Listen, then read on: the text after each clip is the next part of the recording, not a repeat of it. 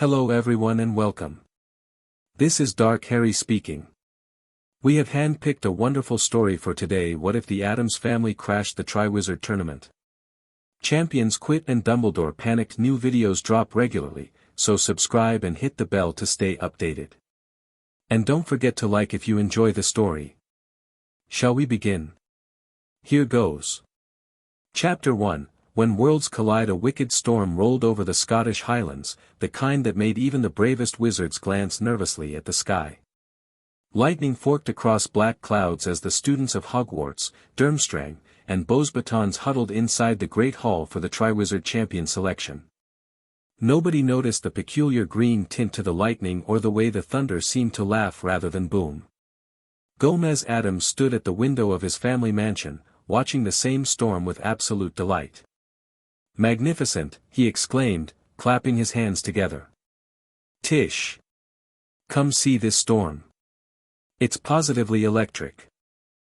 Morticia glided across their living room, her black dress trailing behind her like living shadow. "Isn't it wonderful, darling? The children are having such fun in the cemetery."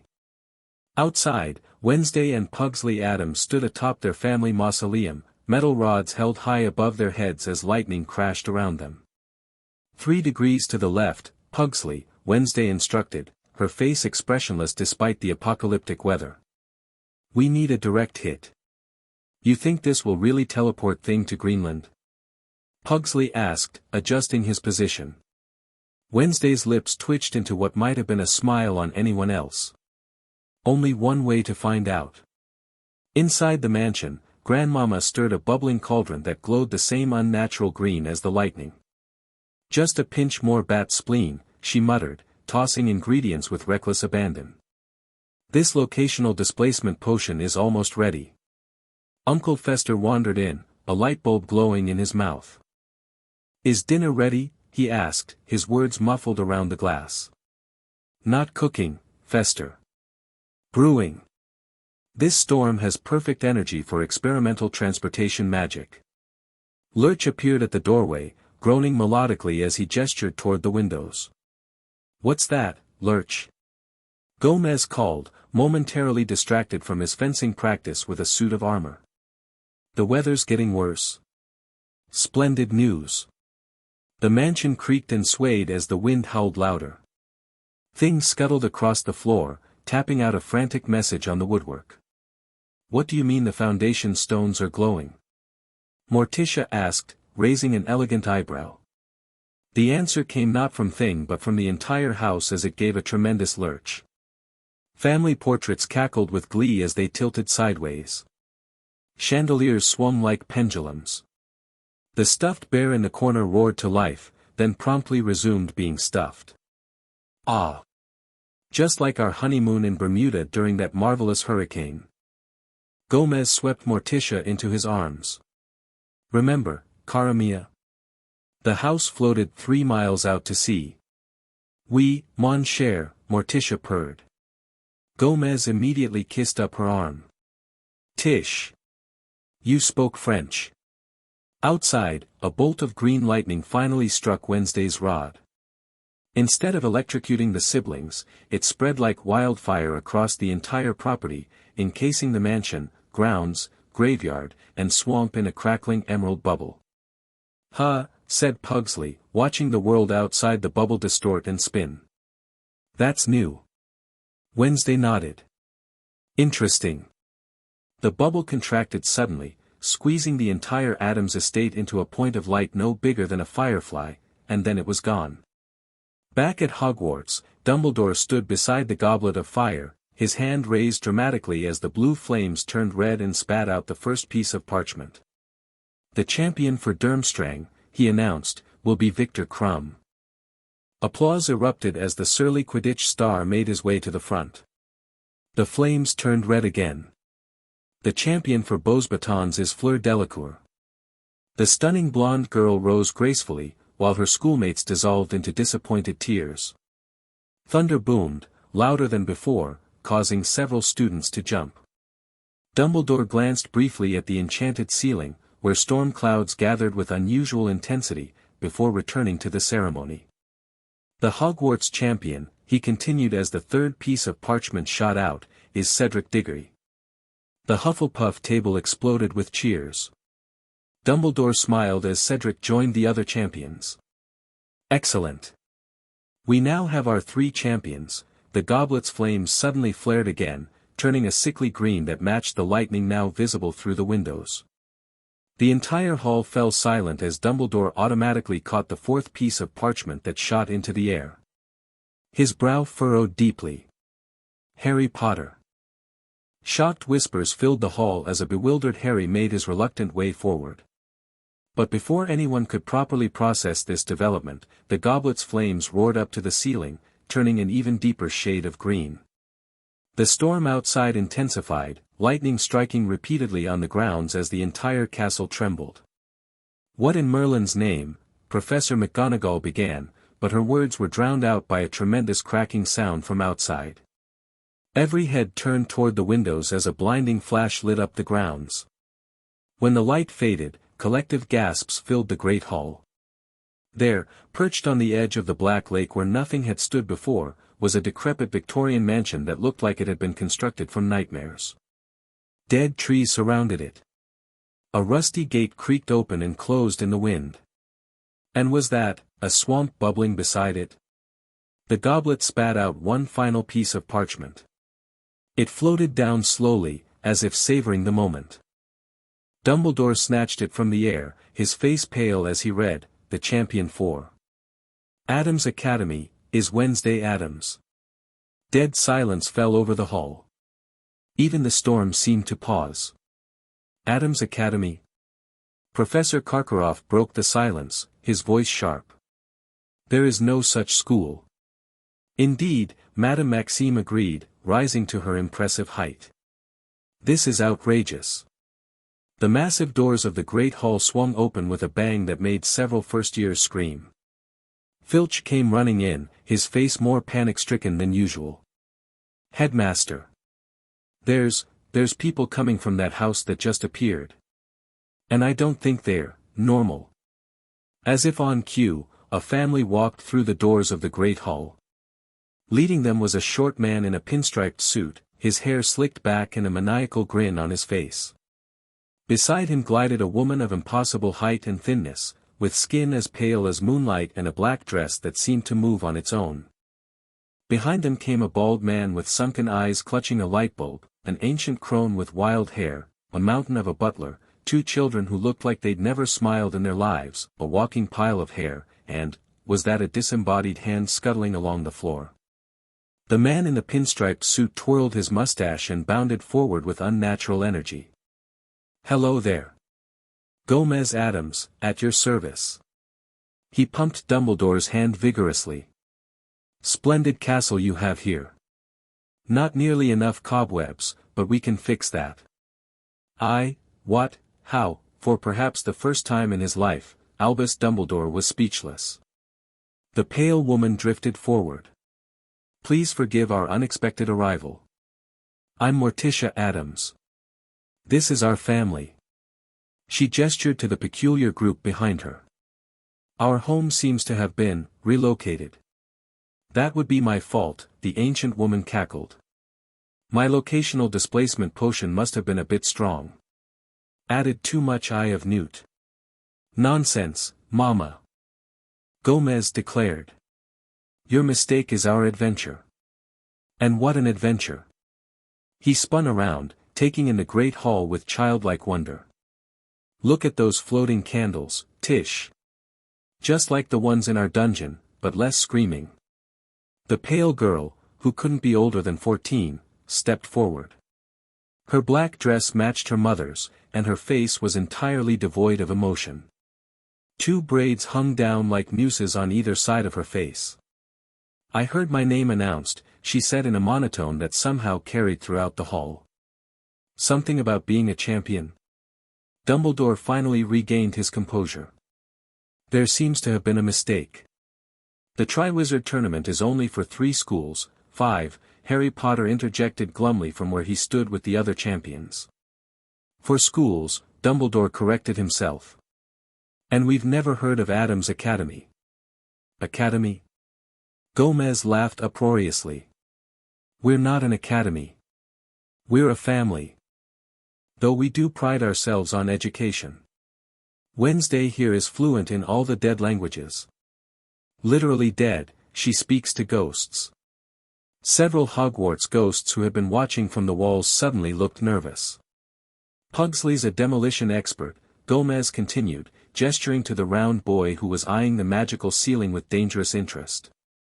Uncle Fester can generate electricity, Grandmama is a witch of the old ways, and Lurch here is a maestro on the harpsichord. The enormous butler groaned, bowing slightly. And this, Morticia added, gesturing to the walking hairball, is cousin Itt. The creature made a series of unintelligible squeaking noises. He says your beard is magnificent but could use more bats, Wednesday translated for Dumbledore. The headmaster's eye twitched slightly. Be that as it may, you cannot participate in the Triwizard tournament. It's dangerous, regulated by strict magical contracts, and, the disembodied hand jumped onto Dumbledore's shoulder and offered what appeared to be a scroll. Dumbledore flinched but took it cautiously. Ah, thing always comes prepared with the paperwork, Gomez nodded approvingly. Dumbledore unrolled the parchment, and his eyebrows rose progressively higher as he read. This appears to be, a magically binding certificate of entry into the Triwizard tournament, complete with the seal of, is that blood? Dragon blood, Wednesday confirmed. Mixed with nightshade ink and the tears of a mandrake. That's not possible, Professor McGonagall insisted, peering at the document. The goblet of fire itself decides the participants through ancient magic that, ancient? Grandmama cackled. Dearie, I was brewing potions when the founders of this school were in diapers. The old magic recognizes the older magic.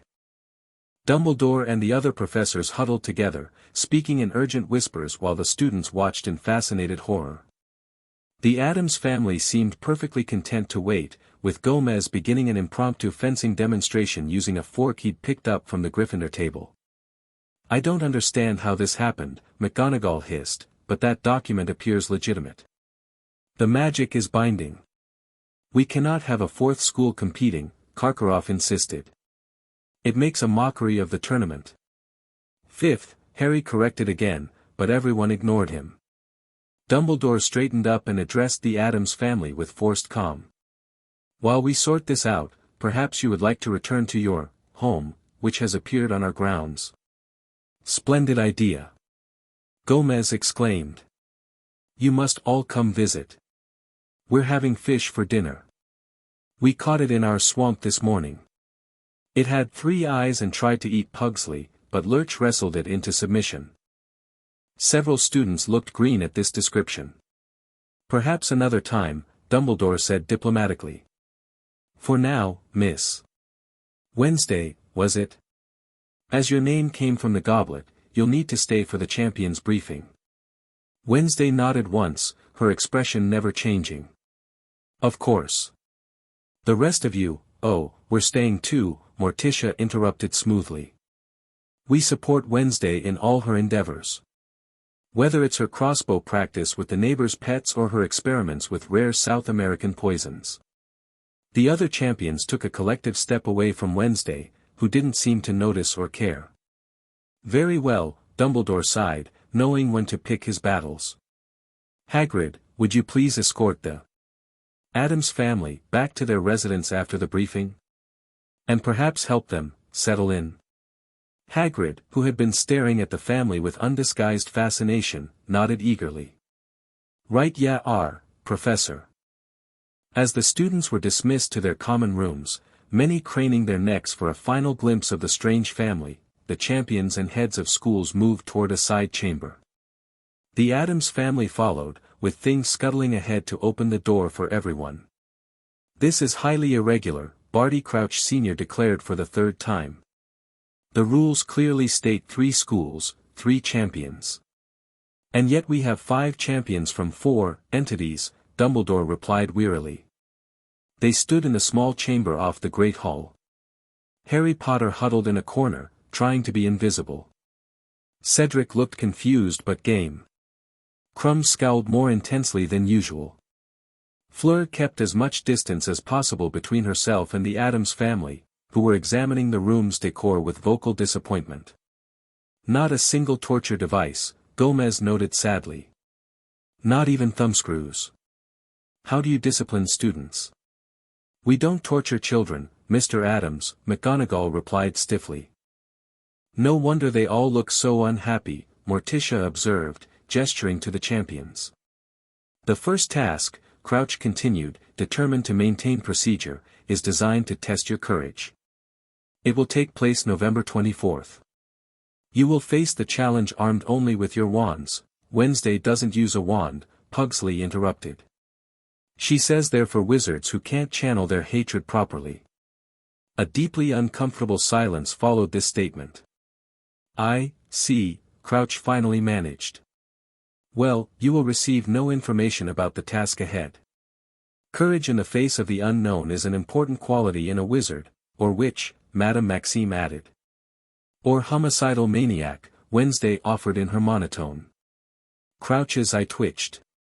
The champions are not permitted to ask for or accept help from their teachers or parents to complete the tasks. We wouldn't dream of it, Morticia assured him. The Addams family believes in independence. When Wednesday was 5, we left her in the Bermuda Triangle for a weekend to build character. I made friends with the sea monsters, Wednesday confirmed. They still write. As the first task will test your courage, Ludo Bagman jumped in, trying to steer the conversation back to safer ground. We've also decided not to tell you what you'll be facing. Surprises are fun, eh? Gomez clapped his hands together. Surprises. We love surprises. Remember that surprise we gave Uncle Fester on his birthday, Pugsley? The quicksand pit filled with electric eels? Pugsley asked. No, that was Christmas. I meant the rolling boulder trap in the East Wing. Oh yeah. He was in traction for weeks. Best birthday ever. Crouch looked like he might faint. Dumbledore intervened smoothly. Well, now that everyone has been informed, perhaps we should all get some rest. It's been an eventful evening. Indeed, Morticia agreed. The children need their sleep. Wednesday has her morning scream practice at dawn. The Hogwarts professors exchanged alarmed glances as Hagrid stepped forward. I'll show ya all back to your house, he offered, unable to hide his curiosity. It settled right on the edge of the grounds, next to the Forbidden Forest. Forbidden Forest? Uncle Fester's eyes lit up, literally, with a faint bluish glow. Why's it forbidden? All the best things are forbidden. Got dangerous creatures in there, Hagrid explained as he led them out. Centaurs, acromantulas, even heard rumors of werewolves. The entire Addams family looked delighted at this news. Perhaps we'll fit in here after all, cara mia, Gomez said to Morticia, kissing her hand fervently. The next morning, Hogwarts woke to screams. Not the terrified kind they'd expected after the Addams family's arrival, but a single, sustained howl that echoed across the grounds. Students rushed to windows and balconies to see Wednesday Addams standing atop her family's mansion, arms outstretched to the gray sky, unleashing a bone-chilling cry that sent birds fleeing from the Forbidden Forest. Morning scream practice, Hermione murmured, remembering Morticia's words from the night before. Fascinating cultural difference. Cultural difference? Ron gaped at her. They're not from another country, Hermione, they're from another planet. Did you see that girl? She looks like she's never smiled in her life. I think she's brilliant, Luna Lovegood commented dreamily from behind them, making Ron jump. Finally, someone who understands that Raxperts can only be expelled through sonic vibrations.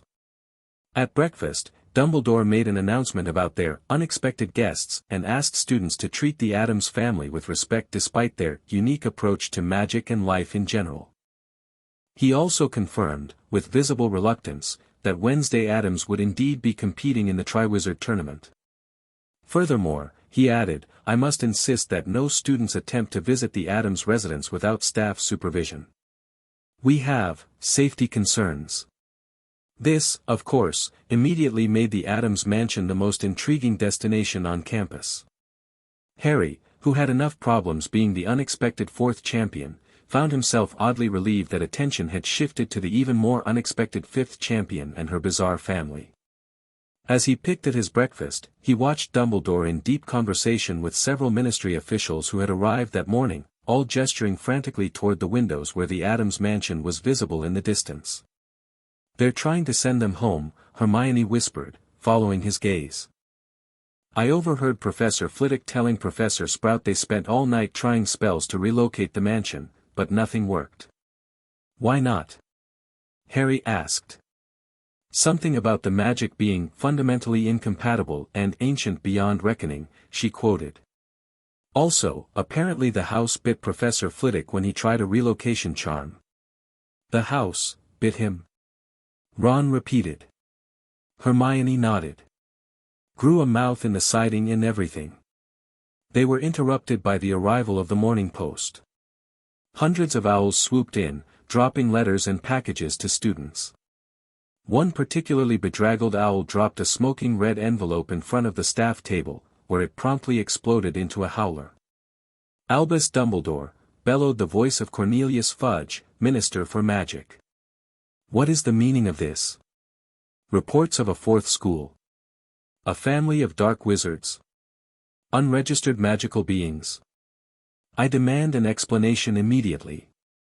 The howler burst into flames as the real Fudge stomped into the Great Hall, bowler hat askew, followed by Percy Weasley clutching a clipboard and looking important. "Ah, Cornelius," Dumbledore greeted him calmly.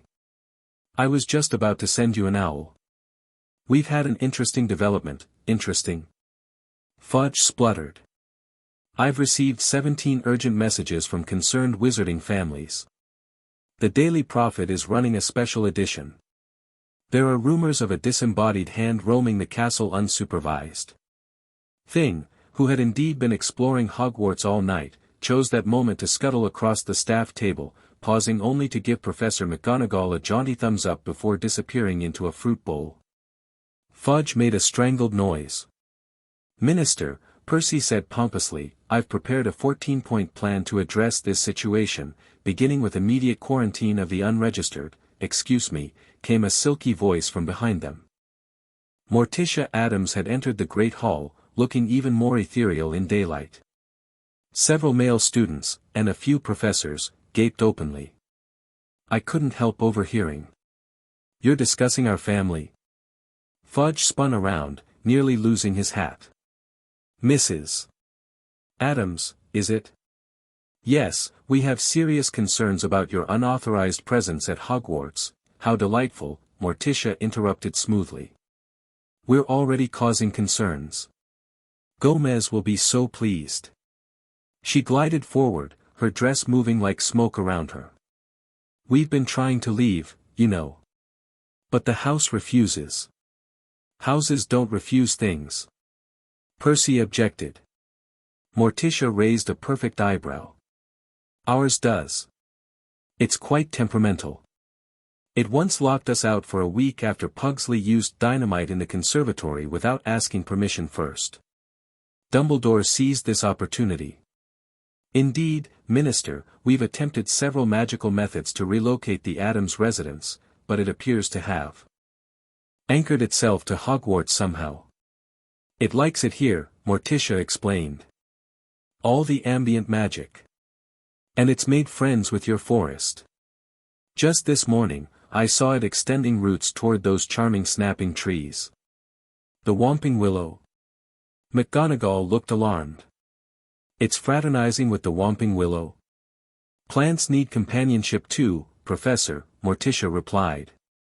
"Now, if you'll excuse me, I promised Gomez I'd help him set up our torture rack in the Rose Garden. Such a beautiful space for recreational agony." She drifted away, leaving Fudge opening and closing his mouth like a fish. "Albus," he finally managed, "this cannot stand." "And yet it does, Cornelius," Dumbledore sighed. "Quite literally. The mansion stands, and refuses to move." By afternoon, the entire school was buzzing with rumors about the Addams family.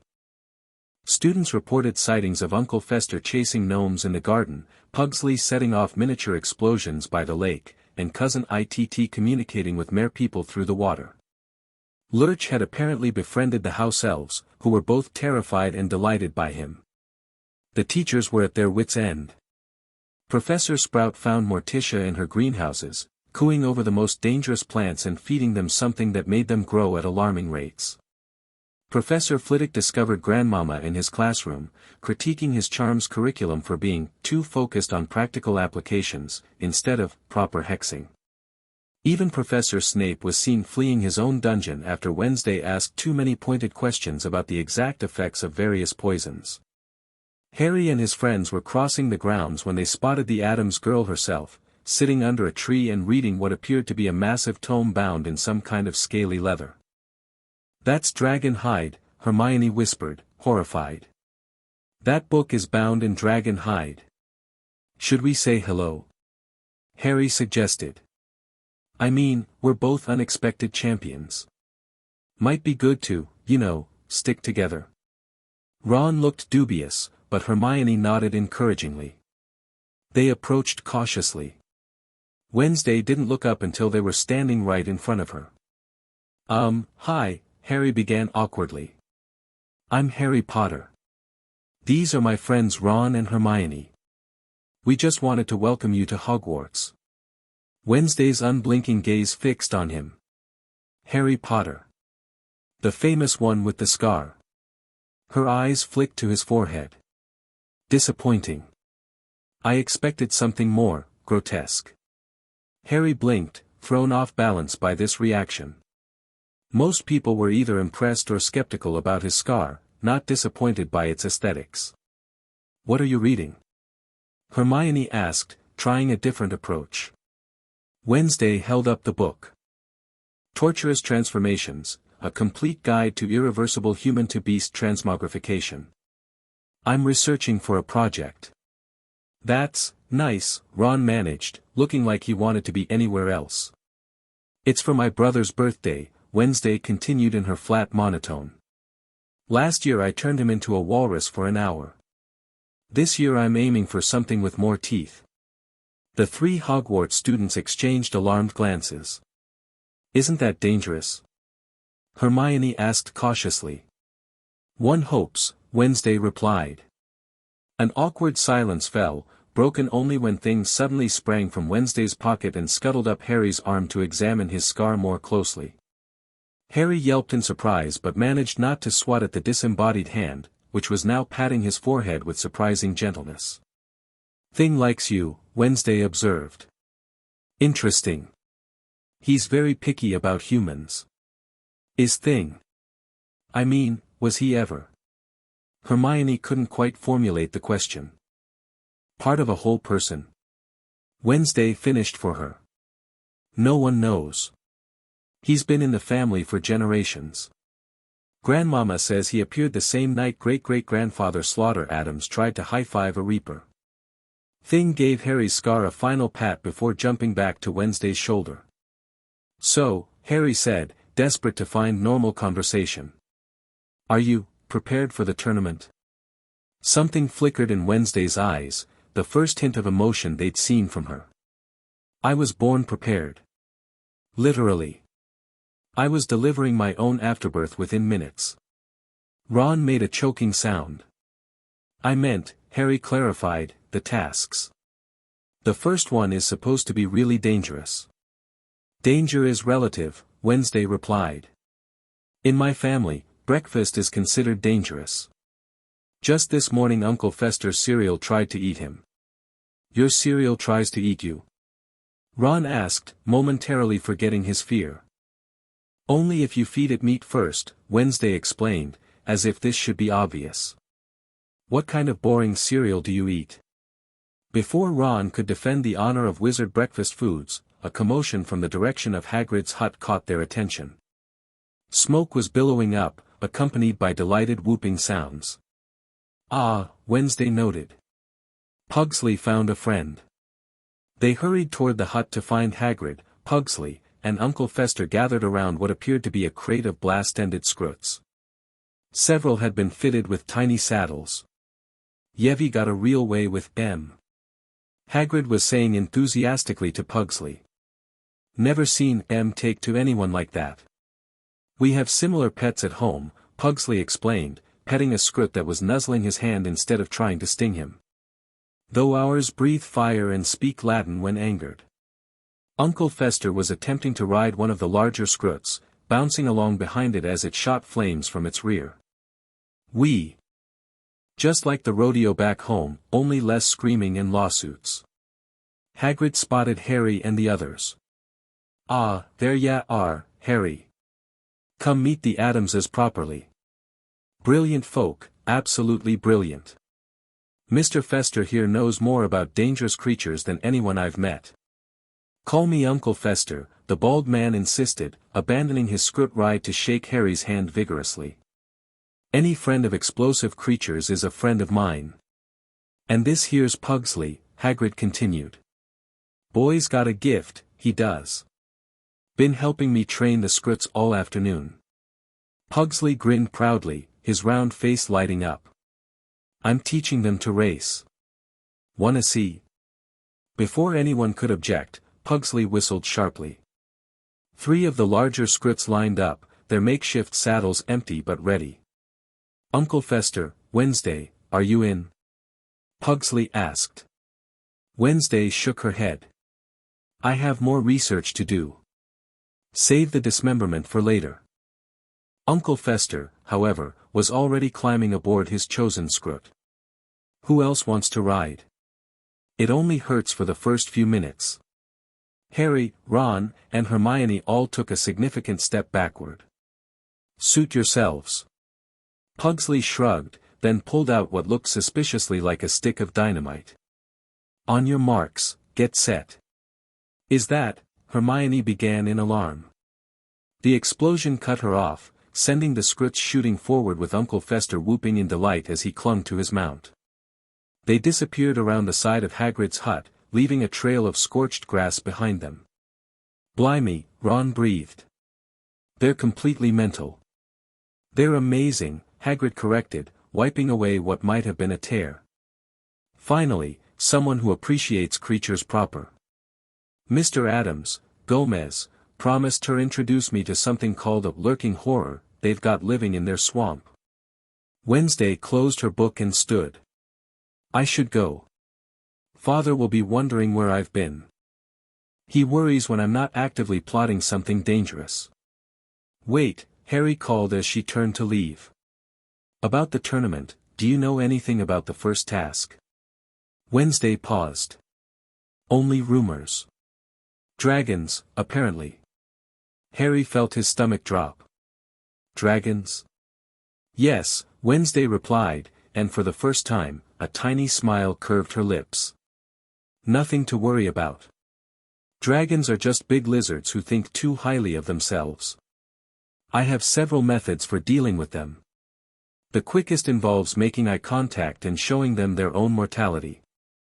With that disturbing statement, she walked away, leaving Harry, Ron, and Hermione staring after her. Dragons? Ron repeated weakly.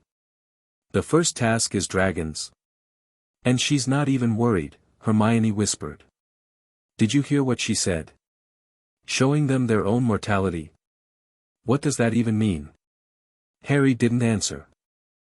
He was too busy wondering how on earth he was supposed to compete not only against trained 7th years but also against a girl who apparently thought dragon taming was a casual hobby.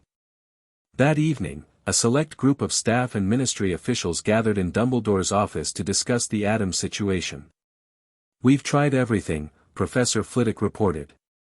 Banishing charms, relocation hexes, even a full-scale geographical displacement ritual. That house simply refuses to move. And their magic, Professor McGonagall added. I've never seen anything like it. The girl doesn't use a wand at all, yet I witnessed her turning a teacup into a tarantula with nothing more than a stare. The ministry records show no trace of this family, Percy Weasley announced, consulting his clipboard.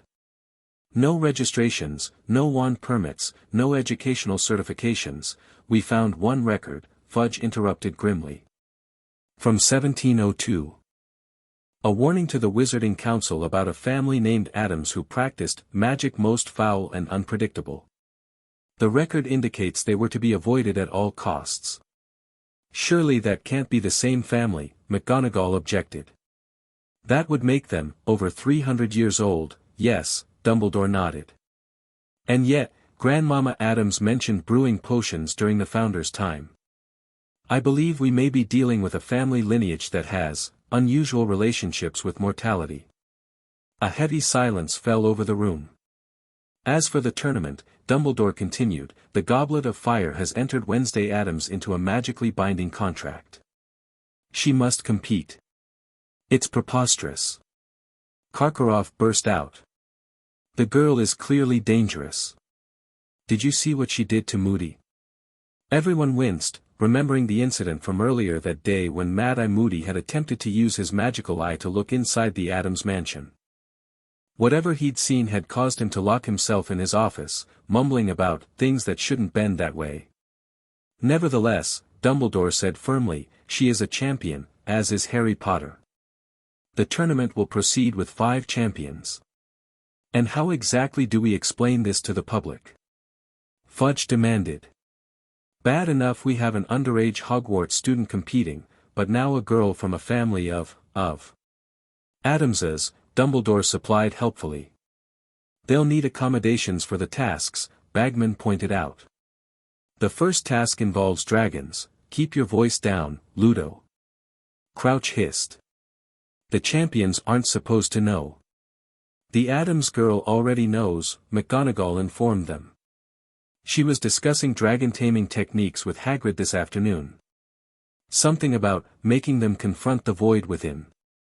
More uncomfortable silence followed.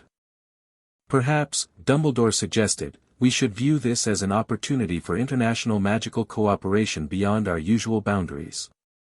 What boundaries? Karkaroff scoffed. The boundary of sanity. The boundary of conventional magic, Dumbledore corrected gently. The Addams family clearly practices magic in ways we have forgotten or never known. There may be much to learn from them. Learn from them? Fudge looked appalled. The woman grows carnivorous roses. The boy makes explosives. The uncle conducted electricity through nearly headless Nick and temporarily reattached his head. Sir Nicholas was quite pleased about that, McGonagall noted. Said it was the first time his head felt properly connected in centuries. Dumbledore rose from his chair, signaling an end to the meeting. For now, we will proceed as planned. The Triwizard tournament will continue with 5 champions. The Addams family will remain on Hogwarts grounds until we find a way to relocate their home. And in the meantime, I suggest we all keep an open mind about our unusual guests. As the officials filed out, Dumbledore moved to his window, gazing out at the Addams mansion in the distance. Lights glowed in every window, casting eerie shadows across the grounds. Strange music drifted on the night air, something that sounded like a harpsichord being played with hammers. A tower that hadn't been there that morning had somehow sprouted from the roof. The house was putting down roots, both literally and figuratively. And somehow, Dumbledore suspected, Hogwarts would never be quite the same again. The next few days brought no relief to the beleaguered staff of Hogwarts. If anything, the Addams family became more integrated into daily life at the school. Gomez Addams was frequently spotted fencing with the suits of armor, challenging portraits to duels, or swinging from the chandeliers in the Great Hall.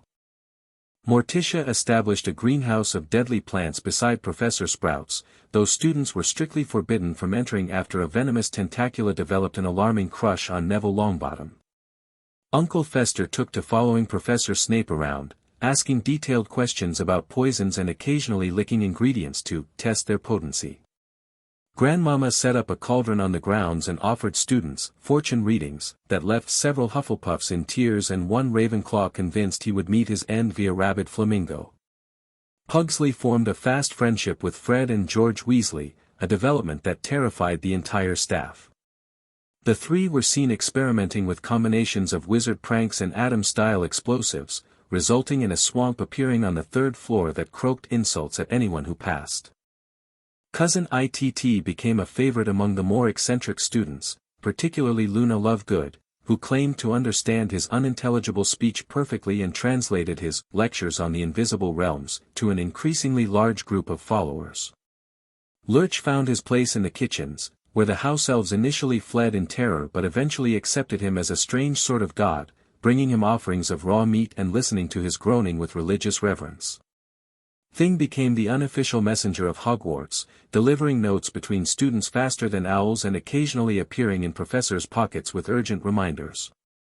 And Wednesday. Wednesday was everywhere and nowhere, appearing silently behind students in the library, watching Quidditch practice with unnerving intensity, or sitting motionless beside the Black Lake for hours, apparently communicating with the giant squid through some means no one could determine.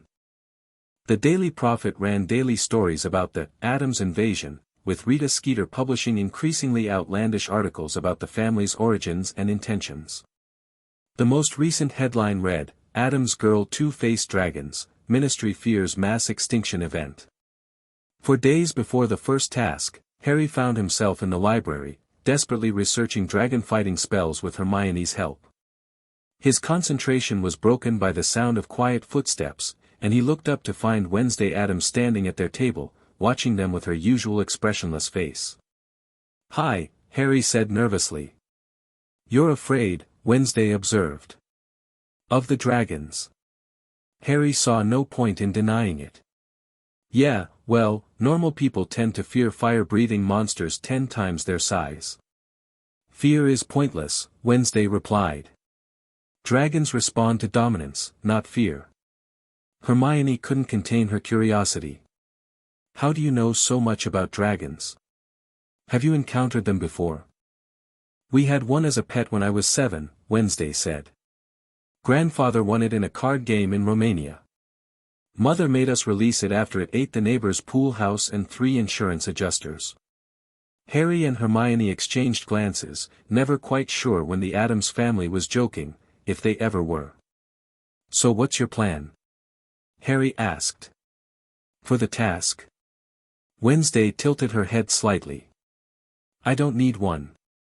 The dragon will recognize me as a kindred spirit of darkness. And if it doesn't?"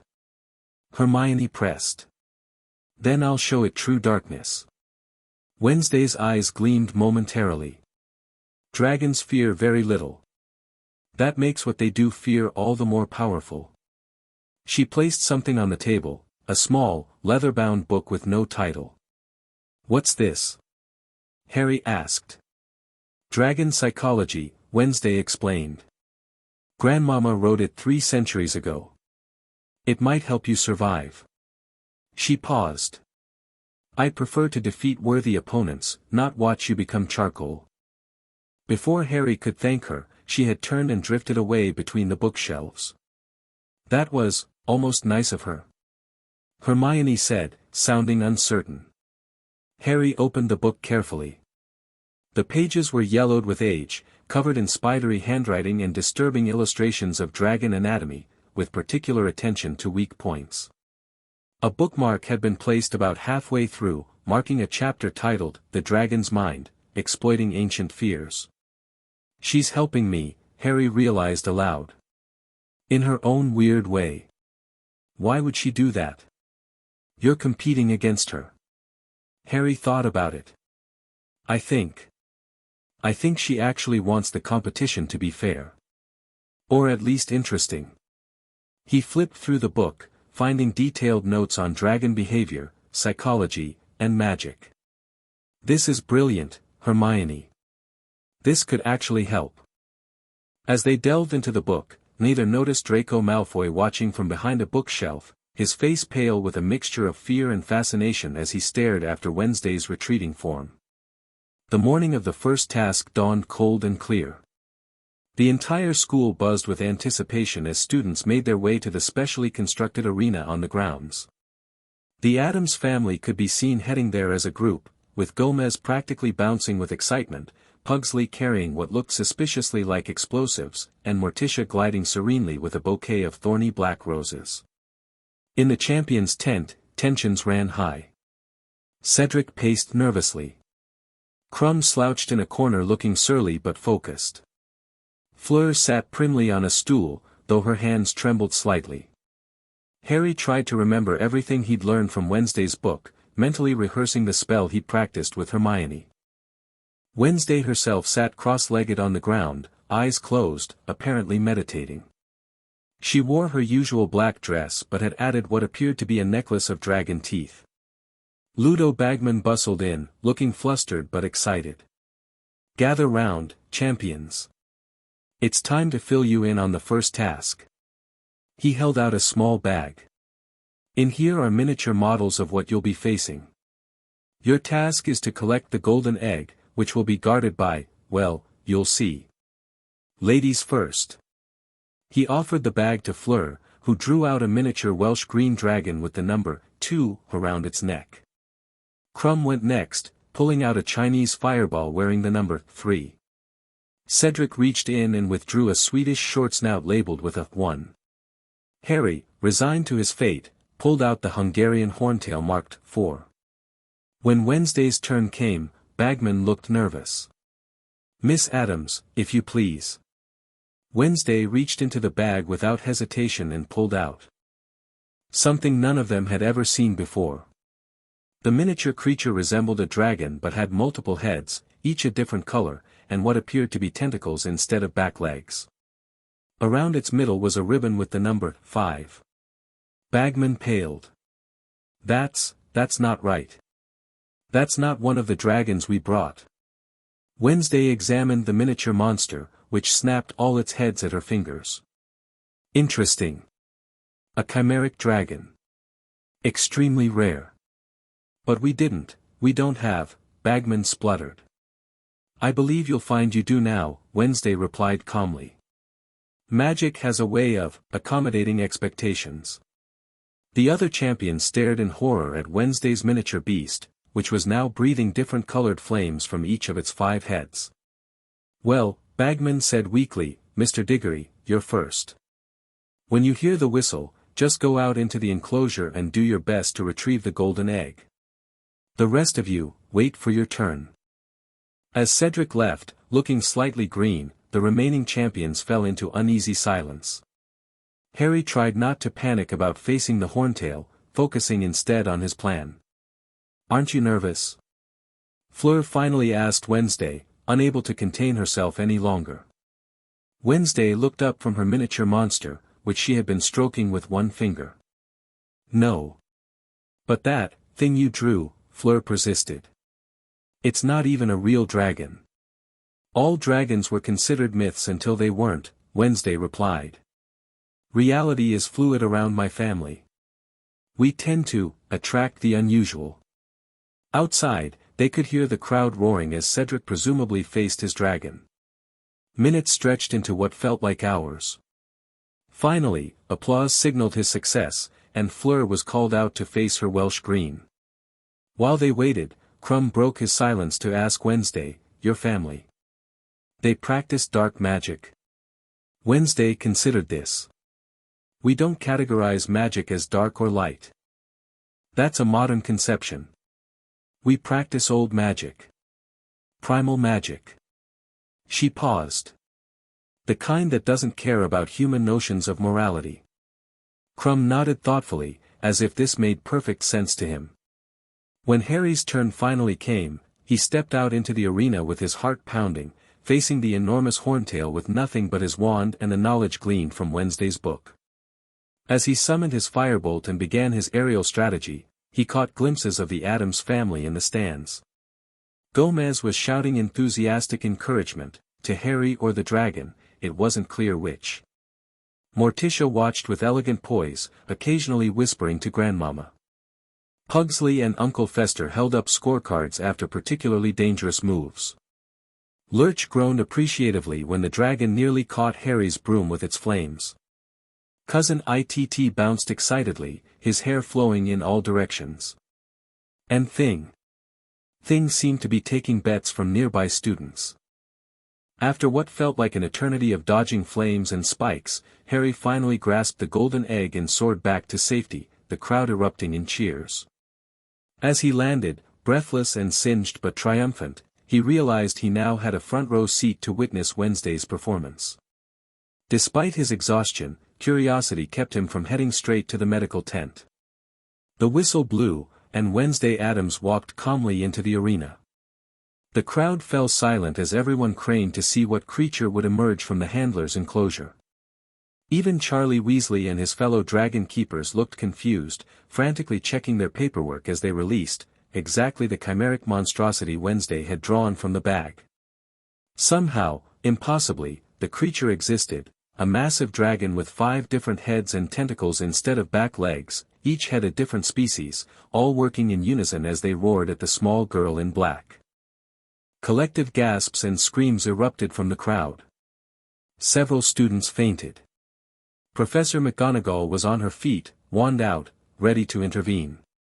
Dumbledore leaned forward, his expression grave. Wednesday, however, showed no reaction whatsoever to the impossible beast before her. She didn't draw a wand. She didn't run or dodge. She simply stood still, staring directly at the creature as it reared up to its full terrifying height. The chimera dragon inhaled through all 5 mouths, clearly preparing to unleash a devastating combination of flames, and then it paused. Its many eyes locked with Wednesday's. Something passed between them, a silent communication that sent visible shudders through the massive beast's body. The dragon lowered all its heads, and to the astonishment of everyone watching, it bent its forelegs in what could only be described as a bow. Wednesday nodded once, accepting the gesture. Then she walked, not ran, just walked, straight past the docile monster to retrieve her golden egg. As she picked it up, she paused to pat one of the dragon's heads, which nuzzled against her hand like an affectionate cat. The stadium was completely silent. No one moved. No one seemed to breathe. When Wednesday returned to the entrance with her egg, the silence finally broke as the Addams family erupted in cheers. Gomez was doing cartwheels along the railings. Morticia clapped elegantly. Pugsley and Uncle Fester set off celebratory explosions. Grandmama cackled and waved what appeared to be a shrunken head on a stick. "That's our Wednesday," Gomez shouted proudly. "Death recognizes its own." Harry stared at Wednesday as she approached the medical tent, the golden egg tucked under one arm. "How did you do that?" he couldn't help asking. Wednesday gave him one of her rare, tiny smiles. "I showed it its own mortality. Dragons are immortal in their own minds until proven otherwise." "But you didn't use any spells," Harry persisted. "You didn't even have a wand." "The most powerful magic," Wednesday replied, "requires no accessories." As she walked away, Harry caught a glimpse of the other champions' faces. Cedric looked like he might be sick. Crumb's perpetual scowl had deepened into something like respect. And Fleur. Fleur was already removing her name badge and shaking her head. The first Triwizard champion had decided to quit. And from the expression on Dumbledore's face as he stared at the chimeric dragon, which was now contentedly curled up like a pet waiting for its master's return, Harry suspected the headmaster was finally beginning to panic. Chapter 2, Champions in Retreat. The judges' tent erupted into chaos the moment the last scores were posted. Dumbledore, Maxime, Karkaroff, Bagman, and Crouch were all talking over each other while Percy Weasley scribbled frantically on his clipboard, occasionally crossing things out with such force he tore through the parchment. "It's impossible!" Karkaroff shouted, slamming his fist on the table. "No one can just stare down a dragon. And that thing wasn't even on the list of dragons we procured." "The girl cheated," Madame Maxime insisted. "There must have been some trick, some dark magic."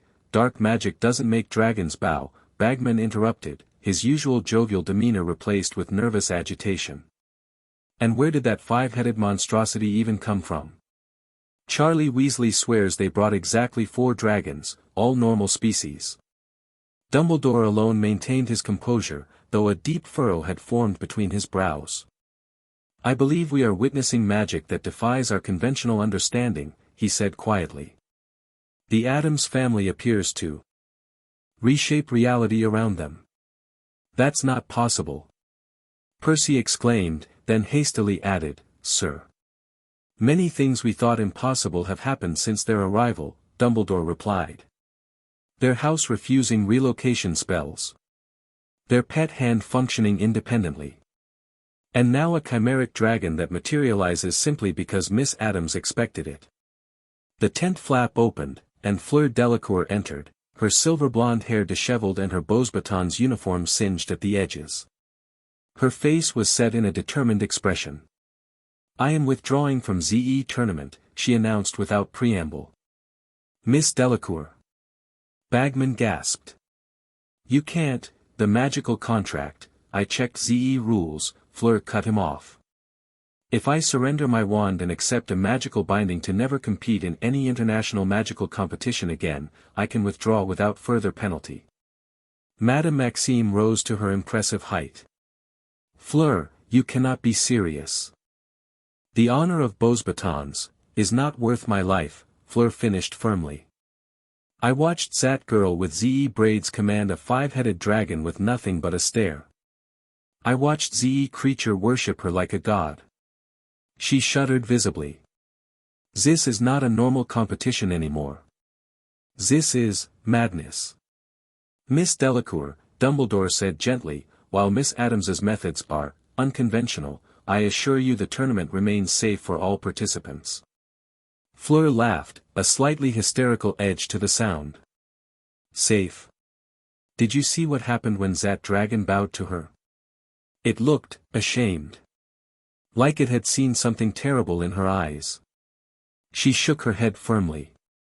No amount of glory is worth competing against something, like that.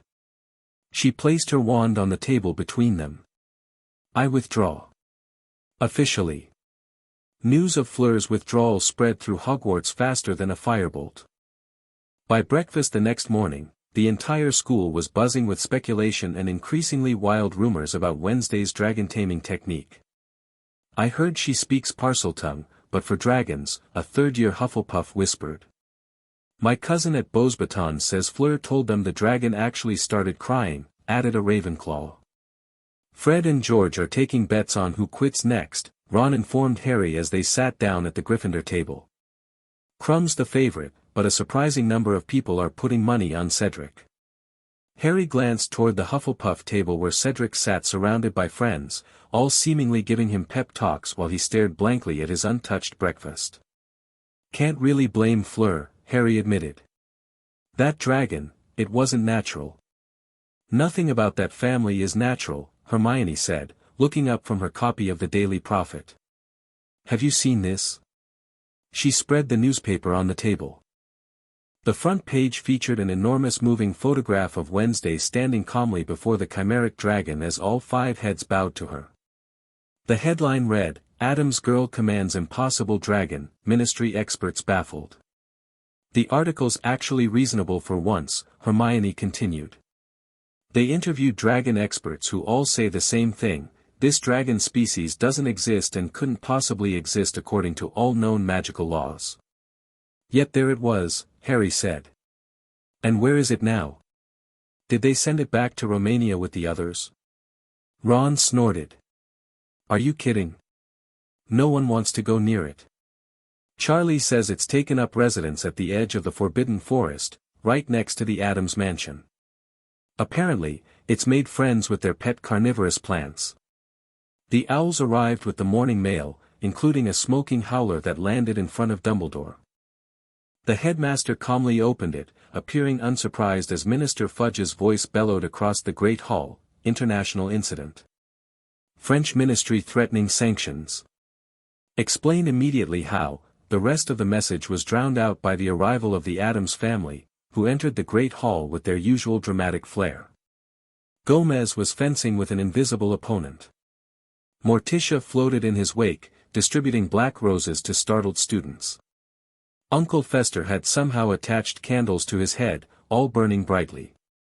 Grandmama hobbled alongside, tossing what looked like chicken bones into the air and reading fortunes from how they landed. Pugsley carried a cage containing something with far too many legs. Lurch loomed behind them all, carrying a harpsichord. Wednesday walked in the center of this strange parade, her expression unchanged from yesterday. The golden egg tucked under her arm gleamed in the morning light. Cousin Itt and Thing were nowhere to be seen, which was somehow more worrying than if they had been present. The family made their way to the Slytherin table, where students hastily scooted aside to make room, except for Draco Malfoy, who had been saving seats for them. This unexpected alliance had formed 3 days earlier when Wednesday had caught Draco attempting to hex Harry in the corridor and had simply commented, "Your technique lacks commitment." True hexing requires full emotional investment in the target's suffering. Draco had been a devoted acolyte ever since. As the Addams family settled in for breakfast, Pugsley immediately swapping his pumpkin juice for something that smoked ominously from a flask, Morticia politely declining all food in favor of a single black coffee, Dumbledore stood and gestured for silence. "As you have all no doubt heard, Miss Delacour has chosen to withdraw from the Triwizard tournament," he announced. "This is her right, according to the rules. The tournament will continue with 4 champions." Murmurs swept through the hall. "Furthermore," Dumbledore continued, "I must remind everyone that the Forbidden Forest remains, as its name suggests, forbidden. This now includes the new, resident dragon and the expanded grounds of the Addams residence. Does that mean we can't come over to play anymore?" Pugsley called out, looking genuinely disappointed. "Supervised visits may be arranged," Dumbledore conceded, looking like each word caused him physical pain. "Through proper channels. With signed waivers." Gomez leapt onto the Slytherin table, narrowly missing a platter of sausages. "Splendid. We're hosting an open house this weekend. Traditional Addams entertainment. Guillotine demonstrations. Quicksand races. Grandmama's mystery meat buffet." McGonagall made a small choking sound. "Mr. Addams, perhaps we could discuss this after breakfast," Dumbledore suggested, his serene smile now visibly strained. Of course." Gomez agreed cheerfully, performing a backflip to return to his seat. "Always time for proper planning. We'll need to wake the piranhas." As breakfast continued, Harry noticed Cedric Diggory get up from the Hufflepuff table and approach the Slytherins hesitantly. The hall quieted as students watched him make his way to where Wednesday sat examining her golden egg. "Addams," Cedric said, his voice carrying in the sudden silence. "I wanted to congratulate you on the first task." Wednesday looked up at him, her expression unreadable. "Thank you. I was wondering." Cedric hesitated, glancing around at the watching students. "The egg. Have you figured it out yet?" "Yes," Wednesday replied simply. Cedric waited for elaboration that didn't come. "Right," he said after an awkward pause. "Well, good luck with the next task, I suppose." As he turned to leave, Wednesday spoke again. "Diggory." He looked back at her. "Water," she said. "The answer is water." Cedric blinked in surprise. "You're helping me." "I prefer worthy opponents," Wednesday explained. "Fear makes people stupid. You're already afraid of me. You don't need to fear the task as well." The great hall remained silent as Cedric returned to his table, looking both grateful and disturbed by this interaction. "Did she just help him?" Ron asked in disbelief. "In her own way," Harry said. "She gave me a book about dragons before the first task too."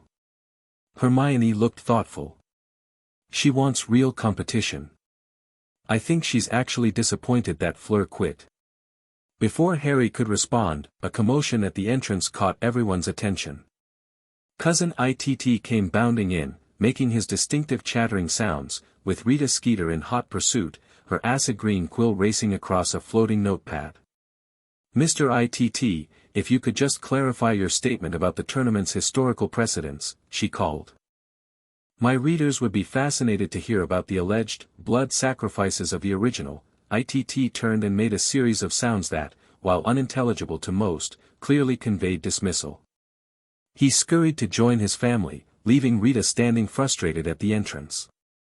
Luna Lovegood, who had been sitting nearby, stood up and approached the reporter. "He said your aura is clouded with Raxperts and that your questions are as shallow as a gulping Plimpy's footprint." She smiled dreamily. "Also, he thinks your shoes are tacky." Rita's face turned an interesting shade of purple. "Now see here, you little," she never finished her sentence because things suddenly appeared on her shoulder, causing her to shriek and bat at the disembodied hand. Thing nimbly avoided her flailing arms, snatched her quick-quotes quill, and scuttled away across the floor. "My quill! That thing stole my enchanted quill." From the Slytherin table, Gomez called out cheerfully, "Thing collects writing instruments. You should be honored, he only steals from people he finds interesting." Rita stormed out of the great hall, threatening lawsuits and exposés, while Thing proudly presented the quill to Wednesday, who accepted it with the faintest nod of approval. The following days brought no reduction in chaos as the Addams family settled further into life at Hogwarts. Lessons were regularly disrupted by various family members wandering in, offering helpful suggestions to professors, or in Uncle Fester's case, volunteering as a test subject for charms practice. No, the levitation spell requires more wrist action. Uncle Fester instructed a group of first-years as he dangled upside down near the ceiling. "You need to feel it in your bones." Speaking of bones, did I ever tell you about the time I lost all mine for a week? Floated like a jellyfish. Grandmama had to keep me tied to the bed with fishing line. Professor Flitwick had given up trying to remove him and instead awarded points to any student who could successfully rotate Uncle Fester while keeping him airborne. In Transfiguration, McGonagall found herself in a heated debate with Morticia about the ethics of transforming living creatures. "I'm not suggesting it's wrong, Professor," Morticia explained in her velvet voice as McGonagall attempted to teach third-years to turn hedgehogs into pincushions. "Merely that the transformation should enhance the creature's natural tendencies toward causing pain, rather than nullify them." "Mrs. Addams, that is not the point of the exercise," McGonagall replied stiffly. "Isn't it?" Morticia mused, taking a hedgehog and stroking it gently. "Little one, wouldn't you prefer to be something more dangerous? More fulfilling?" To McGonagall's horror, the hedgehog transformed not into a pincushion but into what appeared to be a miniature Iron Maiden, complete with functioning spikes, that still somehow retained the hedgehog's eyes and snuffling nose. "There," Morticia said with satisfaction. "Much happier now, aren't you?" The hedgehog maiden gave a pleased squeak and snapped its spikes at a nearby student, who yelped and fell off their chair. Even divination wasn't safe. Professor Trelawney found herself outclassed when Grandmama Addams decided to co-teach a lesson on reading entrails. Tea leaves. Crystal balls. Grandmama had scoffed, producing a burlap sack from under her shawl. Amateur methods. Real seers use intestines. Fresh ones. The subsequent exodus of students, and nearly Professor Trelawney herself, from the North Tower set a new school record. Only Snape seemed able to maintain some control over his classroom, having developed a grudging respect for Wednesday after she correctly identified 17 different poisons by smell alone and suggested improvements to 3 of them. In the midst of this upheaval, the champions focused on preparing for the second task. Harry, taking Wednesday's hint about water, had finally opened his egg underwater and discovered the merpeople's message. Now he faced the problem of breathing underwater for an hour. He was in the library with Hermione and Ron, surrounded by books on magical water plants and aquatic transfiguration, when Krum approached their table. "Potter," the Bulgarian said gruffly. "May I sit?" Sure," Harry replied, surprised. Krum had barely spoken 2 words to him since arriving at Hogwarts. Krum took a seat, his perpetual scowl deepening as he leaned forward. "The Addams girl. What do you know of her?" Harry exchanged glances with Ron and Hermione. "Not much more than anyone else, I suppose." "Why?" "The hand," Krum muttered, glancing around as if expecting to see Thing nearby. "It follows me. Everywhere. Watching." Taking notes. Thing? Hermione asked. You mean it's spying on you? Krum nodded grimly. 3 days now. In my cabin. At practice. Even in shower. Ron failed to suppress a snort of laughter, earning a glare from the Bulgarian. You think is funny? Last night, I waked to find it on pillow, staring. Just, staring. With fingers. Krum demonstrated by wiggling his fingers ominously. Have you tried talking to Wednesday about it? Harry suggested. Thing seems to listen to her. I try, Krum confirmed. She say Thing developing interests of his own, and she respects his autonomy. He shuddered visibly. The girl is not right. None of them are right. He lowered his voice further. The father, Gomez, challenged me to duel yesterday. When I say no, he laugh and throw knives at me anyway. For fun. Did he hit you? Hermione gasped. No. Every knife miss by exact same distance. Half centimeter. Every time. He not try to hit. He try to not hit. This more scary, somehow. Harry thought about his own interactions with the Addams family. While undeniably strange, they'd never been malicious toward him. Wednesday had even helped him. I don't think they mean any harm, he offered. They're just, different. Different, Krum repeated, looking unconvinced. The grandmother asked for lock of my hair for collection. The uncle tried to electrocute my broom. The mother speak to giant squid in lake like old friend. He stood abruptly. I am thinking, maybe Quidditch World Cup is enough glory for 1 year. As Krum stalked away, Ron turned to Harry with wide eyes. You think he's going to quit too? Wouldn't surprise me, Harry admitted. The Addams family does take some getting used to. They're certainly making the tournament more interesting, Hermione observed, returning to her book on water-breathing spells. Though I'm not sure that was what the organizers had in mind. The weekend arrived, bringing with it the promised open house at Addams' mansion. Despite Dumbledore's warnings and the increasingly outlandish rumors about what lay within, a sizable crowd of students gathered at the designated meeting point on Saturday afternoon. Hagrid, looking happier than he had in weeks, led the group toward the decrepit Victorian house. Brilliant folk, the Addamses, he enthused to anyone who would listen. Yeah, should see their collection of carnivorous plants. And the swamp creatures. Got a 3-headed alligator that sings opera. The procession approached the rusty gates, which swung open with an ominous creak. Up close, the mansion was even more alarming than it appeared from a distance. Gargoyles leered from the roof. Thorny vines with tiny faces climbed the walls. One of the upstairs windows appeared to be bleeding. Welcome, welcome. Gomez Addams bounded down the front steps, arms spread wide. Come in, come in. Mind the steps, they bite strangers. As if on cue, a first-year Hufflepuff yelped as the bottom step snapped at his ankle. Good step. Gomez praised, patting the wood affectionately. Excellent instincts. Inside, the mansion defied all laws of space and architecture. Corridors stretched impossibly long then abruptly shortened. Staircases led to nowhere or circled back on themselves. Doors opened to reveal solid brick walls or, in one case, what appeared to be the middle of an ocean with something large and tentacled swimming in the distance. Morticia glided through the groups of gawking students, providing what she apparently considered a normal tour. This is our conservatory, she explained, leading them into a room filled with plants that hissed, snapped, and in one alarming case, screamed like a human child. My pride and joy. African strangler, very rare. Deadly nightshade, an excellent seasoning for special guests. And this darling little fellow, she stroked what appeared to be a Venus flytrap the size of a small car, is our newest addition. We call him Snappy. The plant preened under her touch, then lunged at Neville Longbottom, who barely jumped out of the way in time.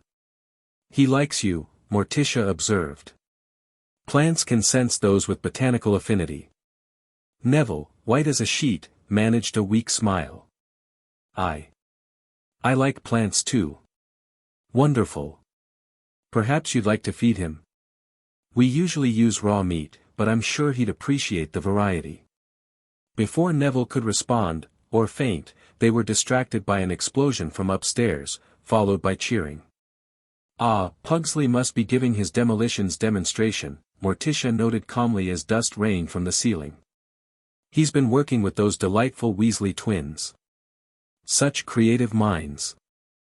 In the dining room, Grandmama had set up her cauldron and was offering students the chance to taste her special brew. Guaranteed to show you your future, she cackled, ladling a thick purple substance into tiny cups. Or possibly your past. Or someone else's past.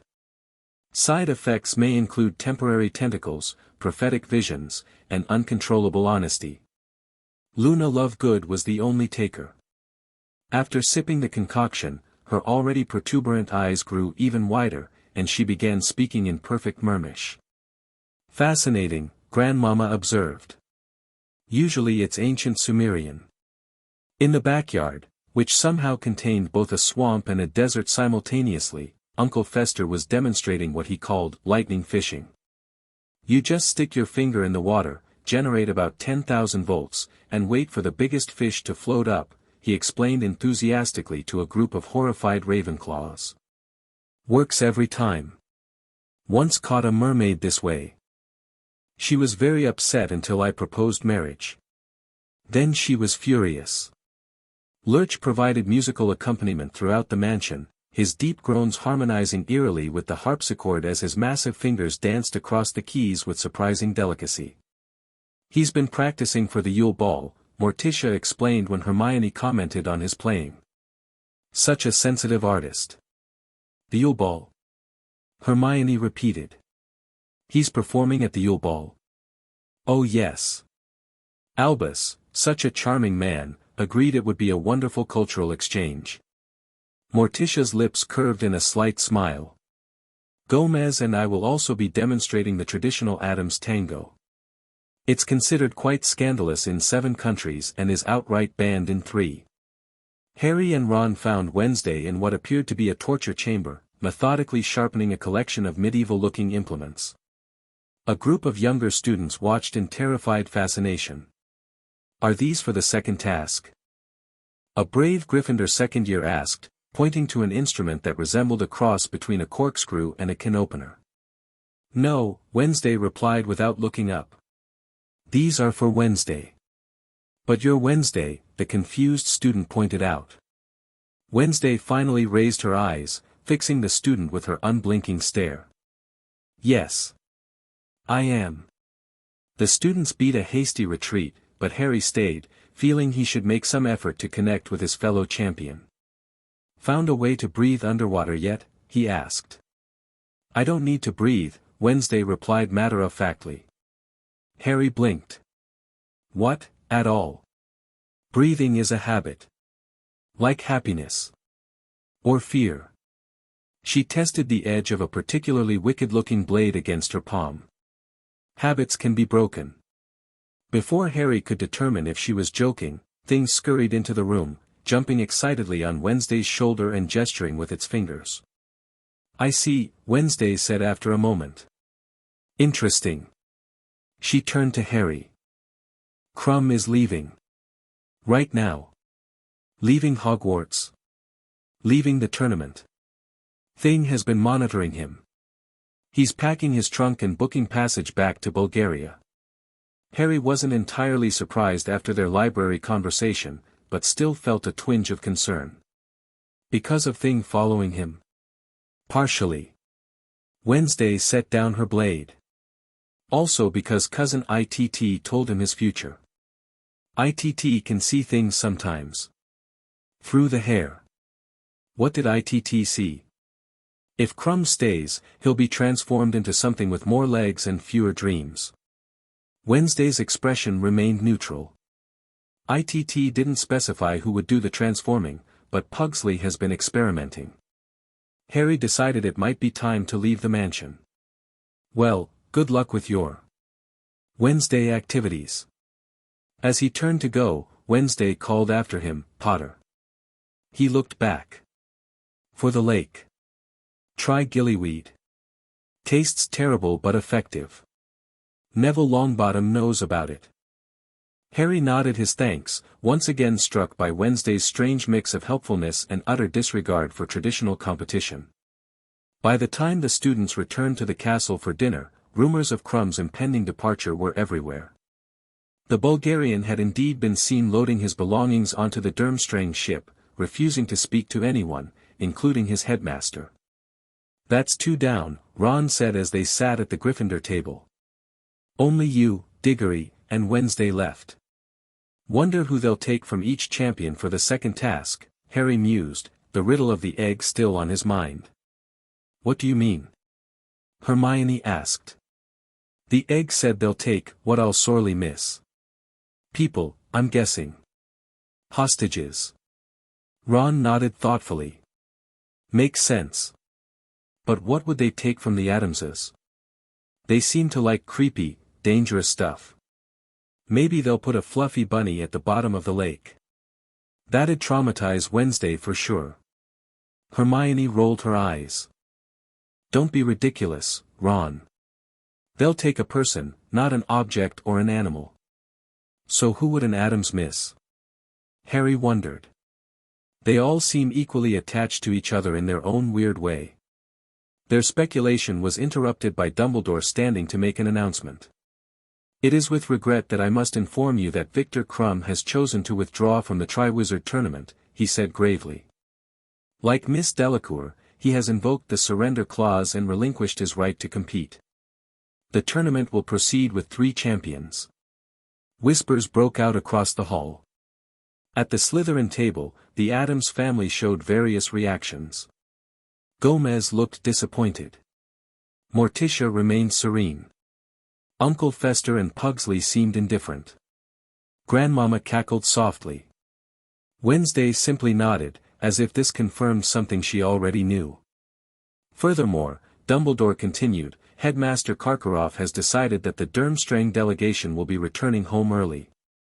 They will depart after the Yule Ball, which, I remind you all, takes place on Christmas night. More murmurs spread through the hall. The tournament was falling apart before their eyes. On a related note, Dumbledore added, his voice taking on a slightly strained quality, it appears that our unique dragon has chosen to make its home permanently on Hogwarts grounds. The Ministry has classified it as a new species, the chimeric pentadragon. All students are reminded to maintain a safe distance, as it remains unpredictable, with the apparent exception of Miss Addams, whom it follows like a puppy. Several students laughed nervously, having witnessed the 5-headed dragon trailing after Wednesday on her walks around the lake, occasionally bringing her gifts of partially charred forest creatures. Finally, I must remind you all that the second task approaches. Our remaining champions would do well to focus their energies on preparation. As the feast appeared on the tables, Harry caught Cedric's eye across the hall. The Hufflepuff looked conflicted, torn between determination and growing unease. Harry understood completely. With each champion who quit, the pressure mounted on those who remained, especially with Wednesday Addams seemingly breezing through every challenge with her unique brand of disturbing competence. The days leading up to Christmas brought snow to Hogwarts, transforming the grounds into a winter wonderland, or it would have, had the Addams mansion not created a permanent ring of dead earth around itself where nothing, not even snow, seemed able to settle. Ambient magical repulsion, Hermione explained as they trudged past on their way back from Hogsmeade. Their house literally rejects normalcy. The Yule Ball approached rapidly, bringing with it the usual teenage concerns about dates and dress robes, now amplified by the promise of the Addams family's participation. No one quite knew what to expect, but everyone suspected it would be memorable. Harry, having survived asking Parvati to be his date, found himself cornered by Gomez Addams one afternoon in the corridor outside the Great Hall. "Harry, my boy." Gomez greeted him, enthusiastically pumping his hand. "Just the young man I wanted to see. Champion to champion, or champion's father, in my case." Proud as poison of our Wednesday, absolutely venomous with pride. Thanks, Mr. Addams, Harry replied, trying to reclaim his hand from Gomez's vigorous shaking. Call me Gomez. All my victims do. He released Harry's hand and twirled his mustache thoughtfully. Now, about this ball. Tremendous tradition.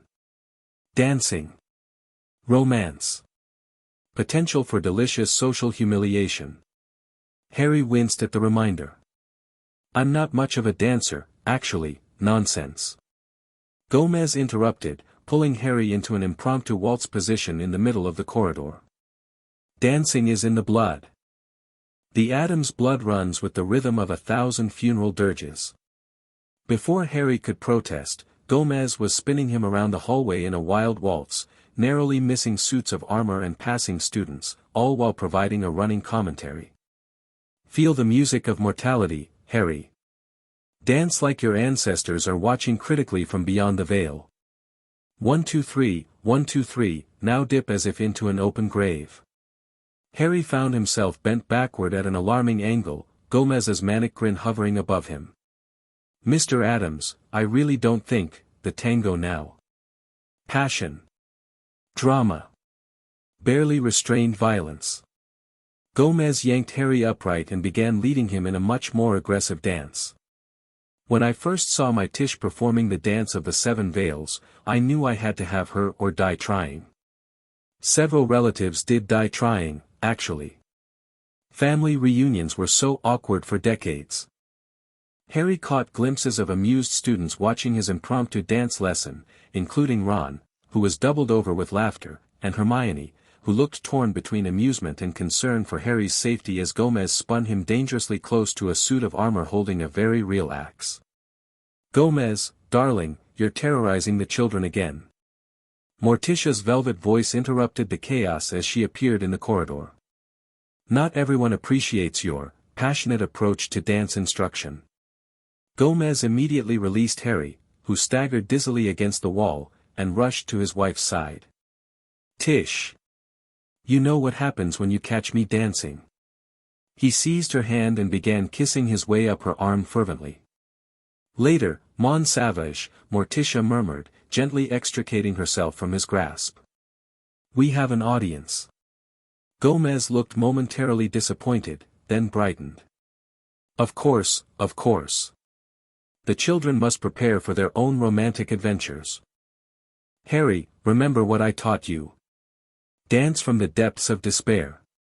Let the music of the damned guide your feet.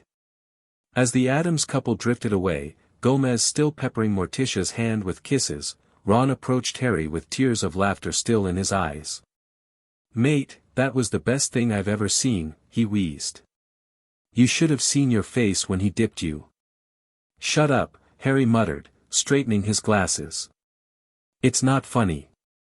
I really can't dance, and now I'm even more confused than before. Actually, Hermione said thoughtfully, some of his advice wasn't bad. Just, colorfully expressed. Yeah. Which part? Dancing like my ancestors are watching from beyond the veil. The part about feeling the rhythm, Hermione clarified. Though I wouldn't recommend his particular style for the opening dance.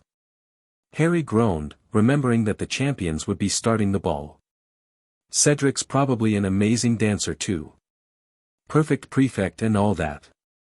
What about Wednesday? Ron asked. Can you imagine her dancing? Does she even move voluntarily?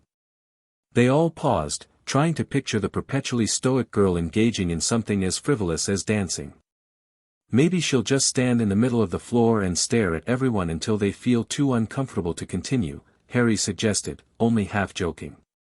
Christmas Day arrived with the usual excitement and gift exchanges, though these were tempered for Harry by his growing anxiety about the ball and the still unsolved problem of the upcoming second task. While Ron examined his new Chudley Cannon's hat and Hermione buried herself in the new books they'd given her, Harry found himself staring out the common room window at the distant shape of the Black Lake, wondering what exactly would be taken from him and how exactly he was supposed to get it back. As evening approached, the castle buzzed with preparations. Girls disappeared hours before the event to get ready, while most boys waited until the last possible moment to don their dress robes. Harry met Parvati in the common room, managing not to stare too obviously at how different she looked in her pink robes with her hair twisted up. Together with Ron and Padma, they made their way to the entrance hall where the other champions would be gathering. Cedric was already there with Cho Chang, both looking elegant and at ease. Harry felt a twinge of jealousy, both at Cedric's obvious comfort in formal situations and at Cho's presence at his side. "Any sign of Wednesday?" Ron whispered, glancing around nervously as if she might materialize from the shadows. As if on cue, the entrance doors swung open, and the Addams family made their entrance. Every head turned to watch, conversations dying mid-sentence. Gomez led the procession in what appeared to be a vintage Victorian suit, complete with tails, a blood-red cravat, and a sword cane that he occasionally flipped into the air and caught behind his back.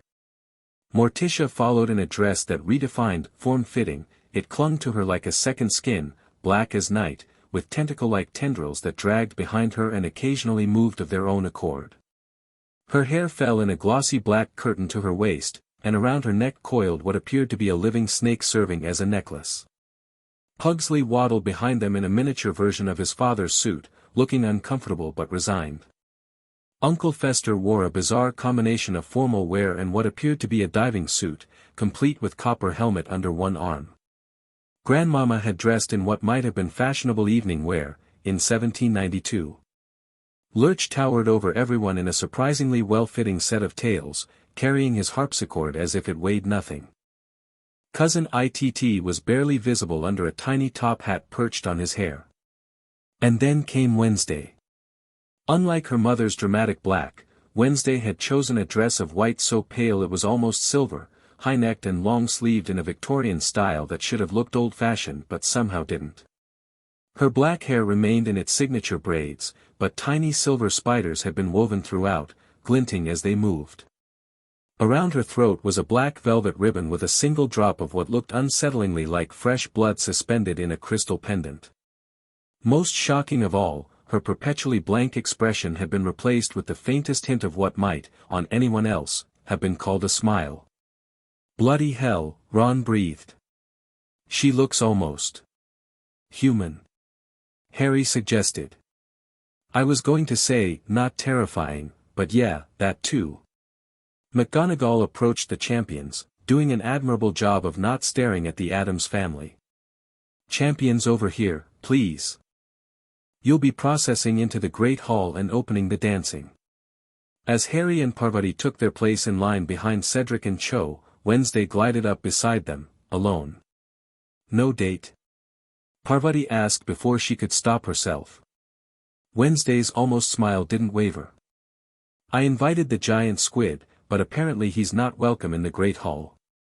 Speciesism at its finest." "You can't dance with the giant squid," Harry pointed out, then immediately wondered why he was trying to apply logic to anything involving an Addams. "Why not? He has excellent tentacle control." Wednesday adjusted her spider-infested braids. "Besides, I prefer my dance partners cold, wet, and mostly silent." Before this disturbing conversation could continue, the doors to the Great Hall opened, and McGonagall directed the champions to enter. The hall had been transformed into a winter wonderland, with ice sculptures that moved and changed, frost-covered trees twinkling with fairy lights, and enchanted snow falling from the ceiling that vanished before it reached the students. The champions took their places on the dance floor.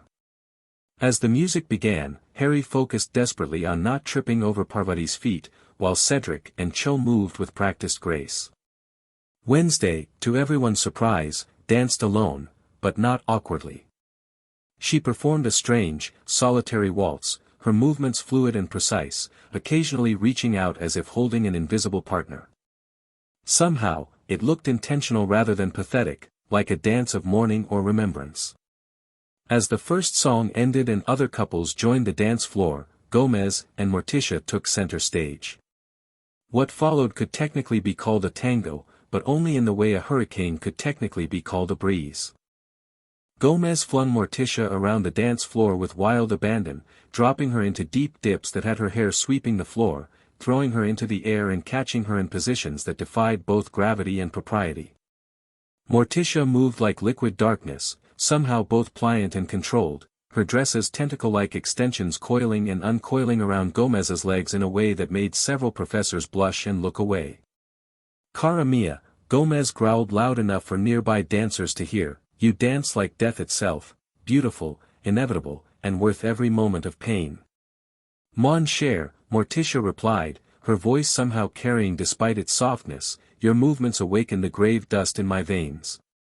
Their dance grew more intense, more passionate, until the other couples had stopped to watch, creating a circle around the Addamses as they performed moves that seemed physically impossible and occasionally gravity-defying. The finale came when Gomez spun Morticia out, unsheathed the sword from his cane in the same fluid motion, threw it spinning high into the air, caught Morticia in a death-defying dip just as the sword came down, and caught the weapon between his teeth mere centimeters from his wife's throat. The band stopped playing mid-note, apparently too stunned to continue. Into the silence, Gomez mumbled around the sword, "Just like our honeymoon, Tish." Scattered applause broke out, quickly growing into thunderous approval as students and even staff members whistled and cheered. Gomez helped Morticia upright, removed the sword from his mouth, and they bowed deeply. "I see why it's banned in 3 countries, Harry murmured to Parvati, who nodded wordlessly, her eyes wide. "Rather puts my dancing to shame," Cedric commented, appearing beside Harry with Cho. "I've never seen anything like that." "No one has," Cho agreed, sounding both impressed and scandalized. "I don't think some of those positions are anatomically possible." The band, having recovered from their shock, struck up a livelier tune. Gomez and Morticia gracefully exited the dance floor, receiving pats on the back and odd compliments from students brave enough to approach them. The rest of the ball passed in a blur of dancing, food, and increasingly bizarre Addams family antics. Uncle Fester demonstrated his ability to power the fairy lights by sticking his fingers in light sockets. Lurch played hauntingly beautiful melodies on his harpsichord, occasionally accompanied by Cousin Itt on what appeared to be a miniature theremin. Pugsley and the Weasley twins disappeared for an hour and returned looking singed but triumphant. Grandmama read palms in a corner, sending several students away in tears or existential crises. And Wednesday continued her solitary dancing, occasionally partnering with Thing, who performed an impressive array of dance moves despite being only a hand. As the night wound down, Harry found himself seated at a table with Ron, both watching their dates dance with Beauxbatons boys after being abandoned. Cedric dropped into a chair beside them, looking flushed and happy. "Some night, he said cheerfully. "Never thought I'd see Professor McGonagall attempt a tango with Gomez Addams." Harry grinned, remembering the deputy headmistress's surprised expression when Gomez had swept her onto the dance floor. She had managed an impressive showing, though nothing like Morticia's performance. "Have you figured out the egg yet?" Cedric asked more quietly, his expression growing serious. Wednesday wasn't lying about the water. "I tried it in the prefect's bathroom." "Yeah, I worked it out," Harry confirmed. "Not sure how I'm going to breathe underwater for an hour, though." "I've been practicing the bubblehead charm," Cedric offered. "It's tricky but effective." "Thanks," Harry said, genuinely appreciative of Cedric's help. Cedric hesitated, then lowered his voice further. "Listen, Harry, have you thought about what happens if it comes down to just you and Wednesday in the final task?" Harry hadn't, but the question sent a chill down his spine. "Not really." "Why?" "Because I'm not sure I want to find out," Cedric admitted. "After seeing what she did with that dragon, and now every time I practice underwater, I swear I feel something watching me. Something that wasn't in the lake before." "You're thinking about dropping out too?" Harry asked, surprised. Cedric had always seemed so confident, so determined. "I don't know." Cedric ran a hand through his hair, messing up its perfect arrangement. "My dad would kill me. But this tournament isn't what any of us signed up for anymore." He glanced across the room to where Wednesday now sat, feeding pieces of cake to what appeared to be a small, fanged creature hiding in her purse. "She's not just unusual, Harry. I don't even know what she is." Before Harry could respond, a commotion near the entrance caught their attention. Karkaroff had entered, looking agitated, and was gesturing frantically to Dumbledore. Through the open doors, Harry could see activity outside, what appeared to be the Durmstrang students loading trunks onto carriages. "They're leaving," Ron said, peering over Harry's shoulder. "Tonight. They're not even waiting until after Christmas." Dumbledore excused himself from his conversation with Madame Maxime and followed Karkaroff out of the hall. Curious, Harry, Ron, and Cedric moved closer to the entrance to eavesdrop. "Completely unacceptable," Karkaroff was saying. "My students refuse to stay another night. 3 more have reported being stalked by that disembodied hand, and something left a nest of what appeared to be carnivorous eggs in Polyakov's trunk." "Igor, please," Dumbledore attempted to calm the Durmstrang headmaster. "I'm sure there's a reasonable explanation." Reasonable? Karkaroff's voice rose hysterically. "One of my students claims he saw that girl, that Wednesday child, standing over his bed last night, measuring him with a shroud." "A shroud, Dumbledore?" At that moment, Wednesday herself appeared beside Harry, Ron, and Cedric, making all 3 jump. None of them had seen her approach. "It wasn't a shroud," she corrected in her monotone, loud enough for Karkaroff to hear. "It was a cocoon lining. Very different process." Karkaroff made a strangled noise and backed away several steps. "Keep her away from me. Away from my students. We are leaving now." He stormed out into the snowy night. Dumbledore sighed deeply, then turned to find Wednesday watching him with her almost smile. "Miss Addams," he said wearily, "while I appreciate cultural differences, I must insist that you refrain from measuring Hogwarts guests for cocoon linings, without their explicit consent." "He would have been beautiful," Wednesday replied cryptically. "Metamorphosis is a gift, headmaster. But I respect your request." She drifted back into the great hall, leaving Dumbledore looking after her with a mixture of exasperation and something that might have been fear. The weeks following Christmas brought increasingly frantic preparation for the second task. Harry, thanks to Wednesday's hint about gillyweed, had enlisted Neville's help in researching the plant and its properties. Cedric, still wavering on whether to continue in the tournament, nevertheless practiced his bubblehead charm daily. Wednesday's preparation methods remained mysterious. She was often seen sitting by the lake in conversation with the giant squid, or consulting ancient-looking books that Madame Pants claimed were not from the Hogwarts library. On several occasions, students reported seeing her swimming in the icy water, staying under for alarming lengths of time. "Do you think she really doesn't need to breathe?" Hermione asked one evening as they watched Wednesday emerge from the lake after what Harry's watch confirmed had been 27 minutes underwater. She showed no signs of distress, her wet hair refreezing into icicles around her pale face. "At this point, I wouldn't be surprised," Harry admitted. "Maybe the Addamses aren't entirely human." "Don't be ridiculous," Hermione scoffed, but without much conviction. "They're just practiced." "Practiced at not breathing?" Ron challenged. "Practiced at making impossible dragons appear? Practiced at making a house that bites people?"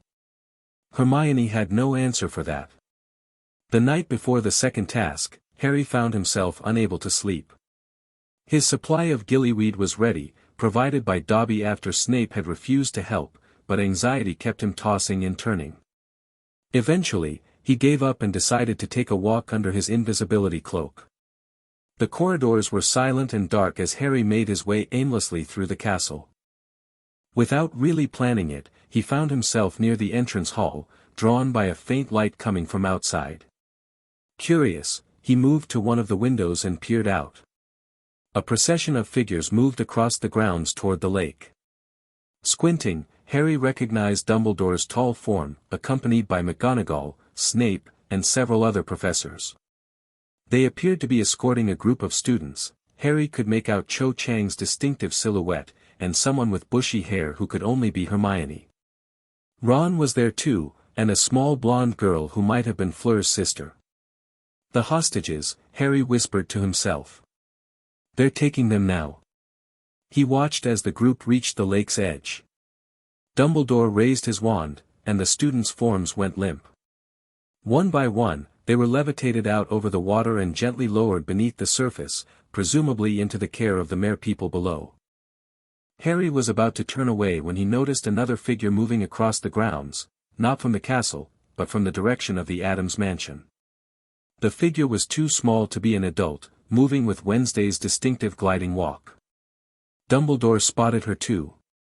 Even from a distance, Harry could see the headmaster stiffen as Wednesday approached. Miss Addams, Dumbledore's voice carried faintly through the window. This is a restricted activity. The champions are not permitted to. I'm not here as a champion, Wednesday interrupted. I'm here for the hostage selection. The professors exchanged glances.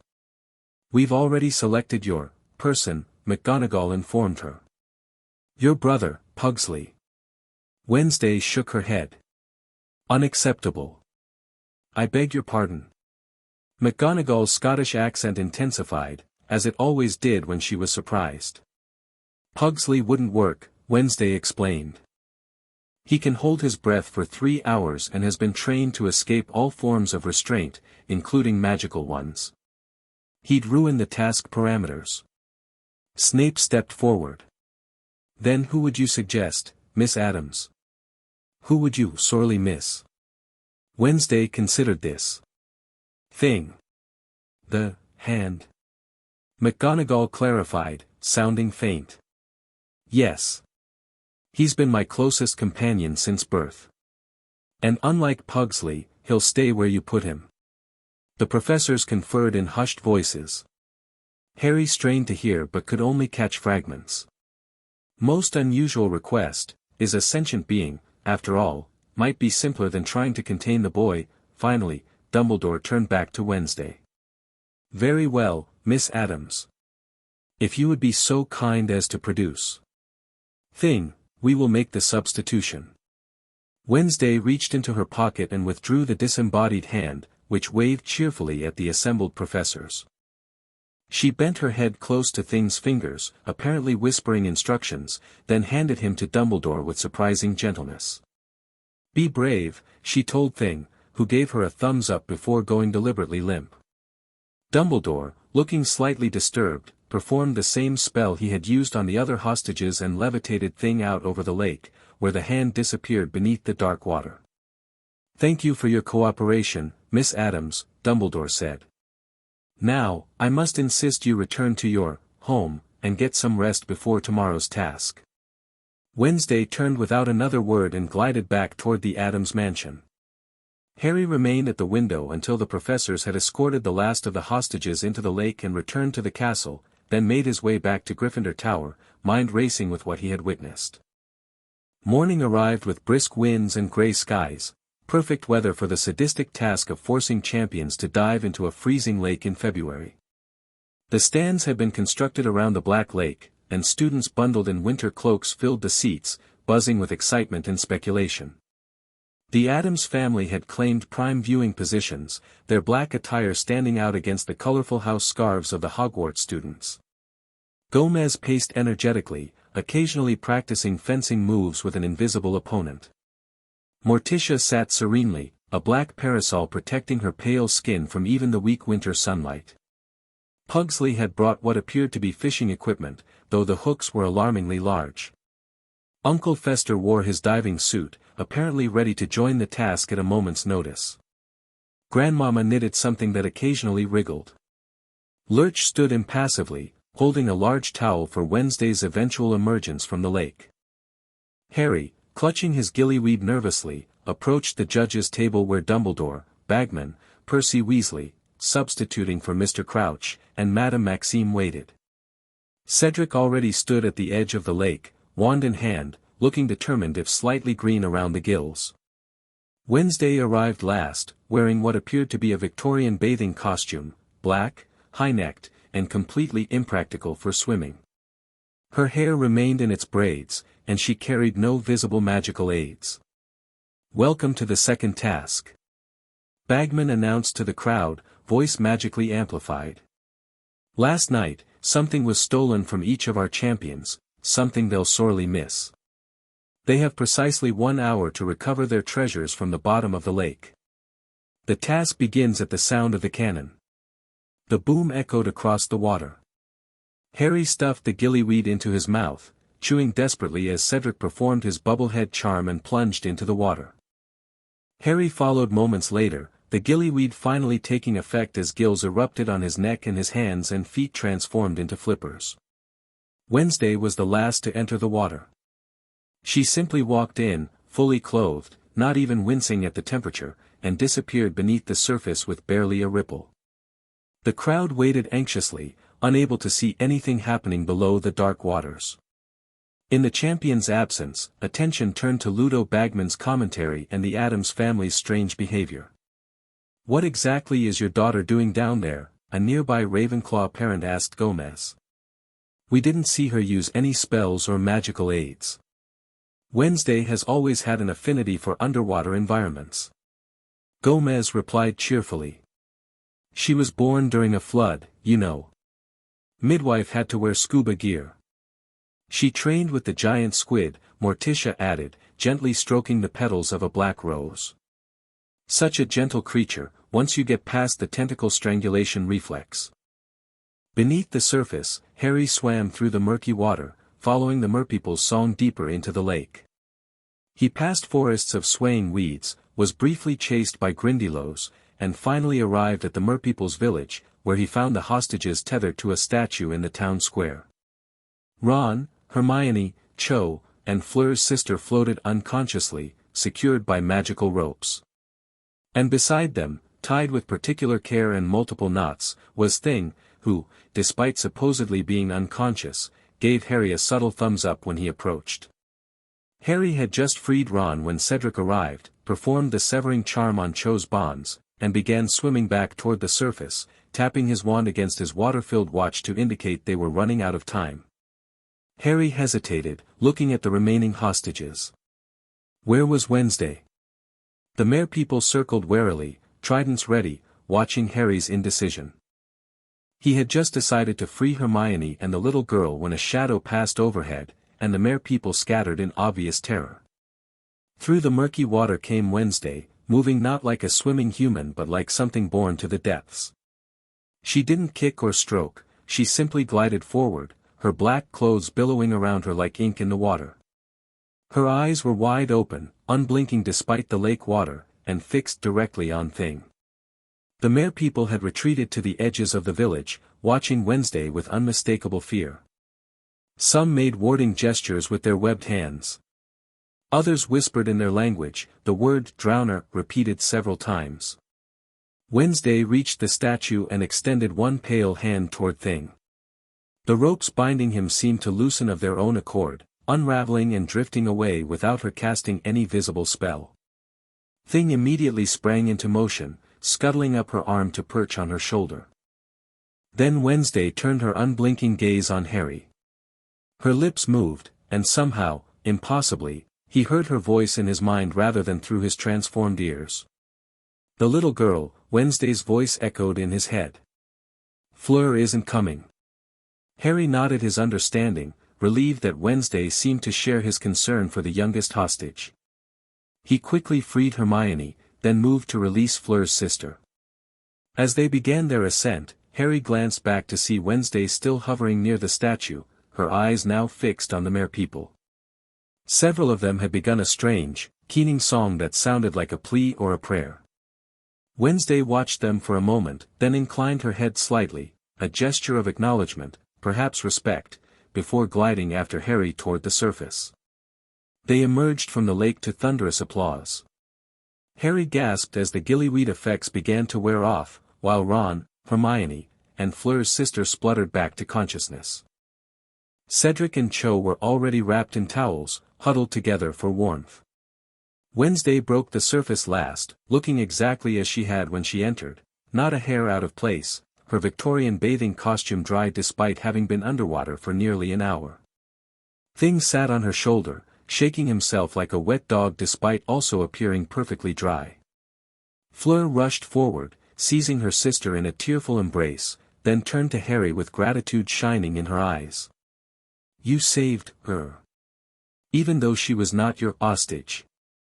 As Harry accepted Fleur's thanks, he noticed the Addams family converging on Wednesday. Morticia brushed an imaginary speck from her daughter's shoulder while Gomez beamed with pride. "Marvelous performance, my dear," he exclaimed. The merpeople's terror was palpable even from shore. "Your grandmother's water-breathing potion worked perfectly." "I didn't use it," Wednesday replied calmly. The family paused, looking at her with varying degrees of surprise and delight. "You didn't breathe at all?" Morticia asked, a note of maternal pride in her voice. "Breathing underwater is for amateurs," Wednesday confirmed. "That's my girl." Gomez crowed, performing an impromptu cartwheel. "Pushing the boundaries of human endurance. Just like your great-aunt waterlogged Addams. Spent 30 years at the bottom of a well, communing with the primordial ooze." Dumbledore cleared his throat, calling for attention. "The scores, if you please."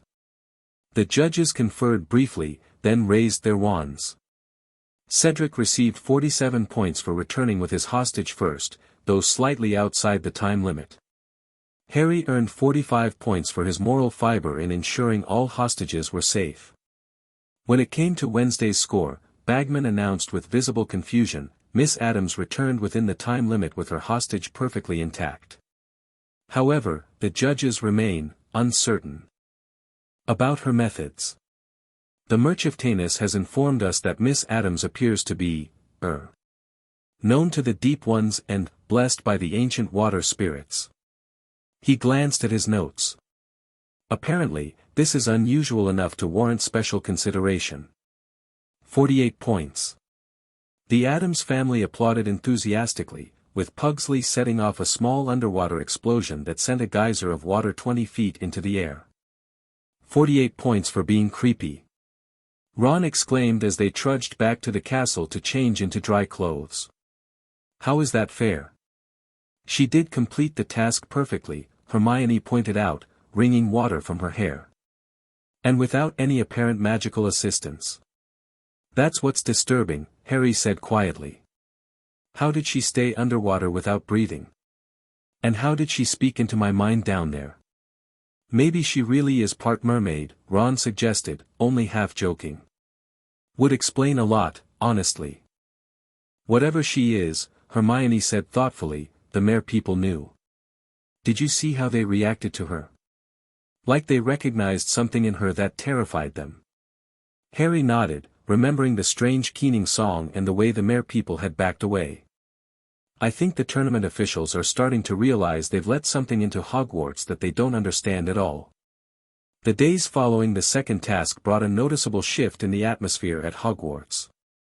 Students who had previously viewed the Addams family as merely strange began giving them a wider berth, whispering behind their hands when Wednesday passed in the corridors.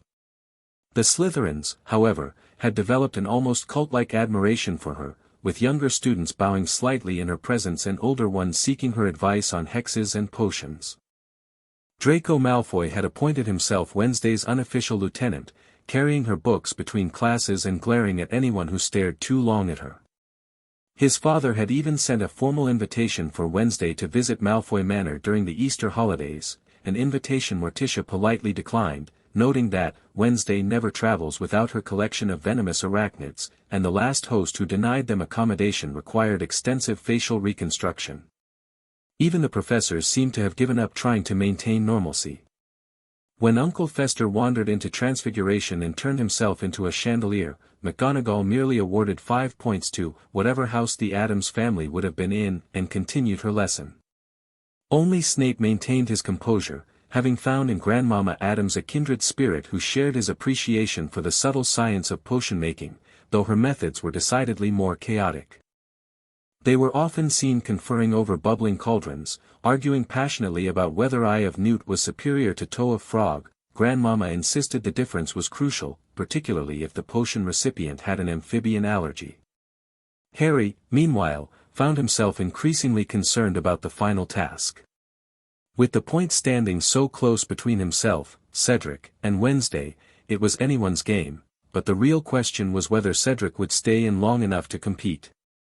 He got his answer one evening in the library, where he found Cedric staring morosely at a heavy tome on advanced defensive spells. "All right, Diggory?" Harry asked, sliding into the seat across from him. Cedric looked up, dark circles under his eyes suggesting he hadn't slept well. "Potter. Just the person I wanted to see, actually."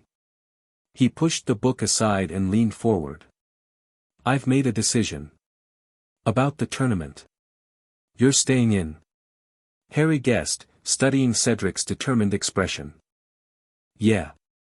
Cedric ran a hand through his hair, a nervous habit Harry had noticed before. "Not because I think I can win, honestly, I'd bet my broom on either you or Wednesday at this point, but because... Because someone needs to make sure this tournament ends, normally." Cedric lowered his voice. "Have you noticed what's been happening since the Addamses arrived? The castle changing? The grounds?" Harry had noticed. Everyone had. The corridor near the Addams mansion now featured permanent shadows regardless of the time of day. The plants in herbology had developed more teeth and a taste for meat. Several suits of armor had been observed practicing swordplay after hours. The giant squid had grown an additional tentacle and taken to wearing a bow tie thing had apparently gifted it. "It's like they're infecting Hogwarts," Cedric continued. "Changing the magic somehow. And if Wednesday wins the tournament..." He trailed off, leaving the dire consequences to Harry's imagination. "So you're staying in to, what, save Hogwarts?" Harry couldn't keep the skepticism from his voice. "Someone has to care about tradition," Cedric defended himself. "You saw what she did to the dragon task. What if the final challenge is even more dangerous, and her presence warps it into something worse?" Before Harry could respond, they were interrupted by the soft sound of Wednesday clearing her throat. Both boys jumped, neither having heard her approach. "Tradition," she repeated, her dark eyes fixing on Cedric. "You think you're protecting it?" Cedric paled but didn't back down. "The Triwizard tournament has 1,000 years of history. It's meant to test normal magical skill, not, whatever it is you do." "Define normal," Wednesday challenged, taking a seat beside them. "Was it normal when they used cockatrices that killed champions? When they buried competitors alive to test their escape skills? When they made champions duel to the death in the final task?" Cedric blinked. "That's not in any of the history books."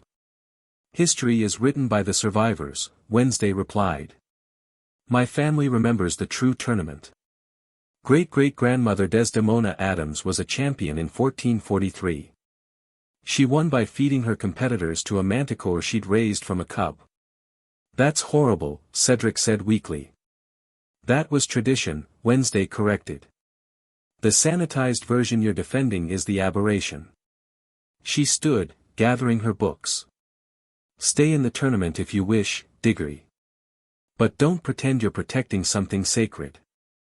You're just afraid of the old ways." As she drifted away, Cedric turned to Harry with a stunned expression. "Do you think she's telling the truth? About the original tournament?" Harry considered this. "I don't think Wednesday actually lies. She just sees reality differently." "That's what worries me," Cedric muttered. "And we still have the final task to go." March gave way to April, bringing warmer weather and the slow revelation of what the third task would entail. The champions were called to the Quidditch pitch one evening to find it had been transformed into the beginnings of a massive hedge maze. "A maze," Bagman announced cheerfully, though his usual exuberance seemed forced in Wednesday's presence. "The final task is quite straightforward. The Triwizard Cup will be placed in the center of the maze. The first champion to reach it will receive full marks." "That's it?"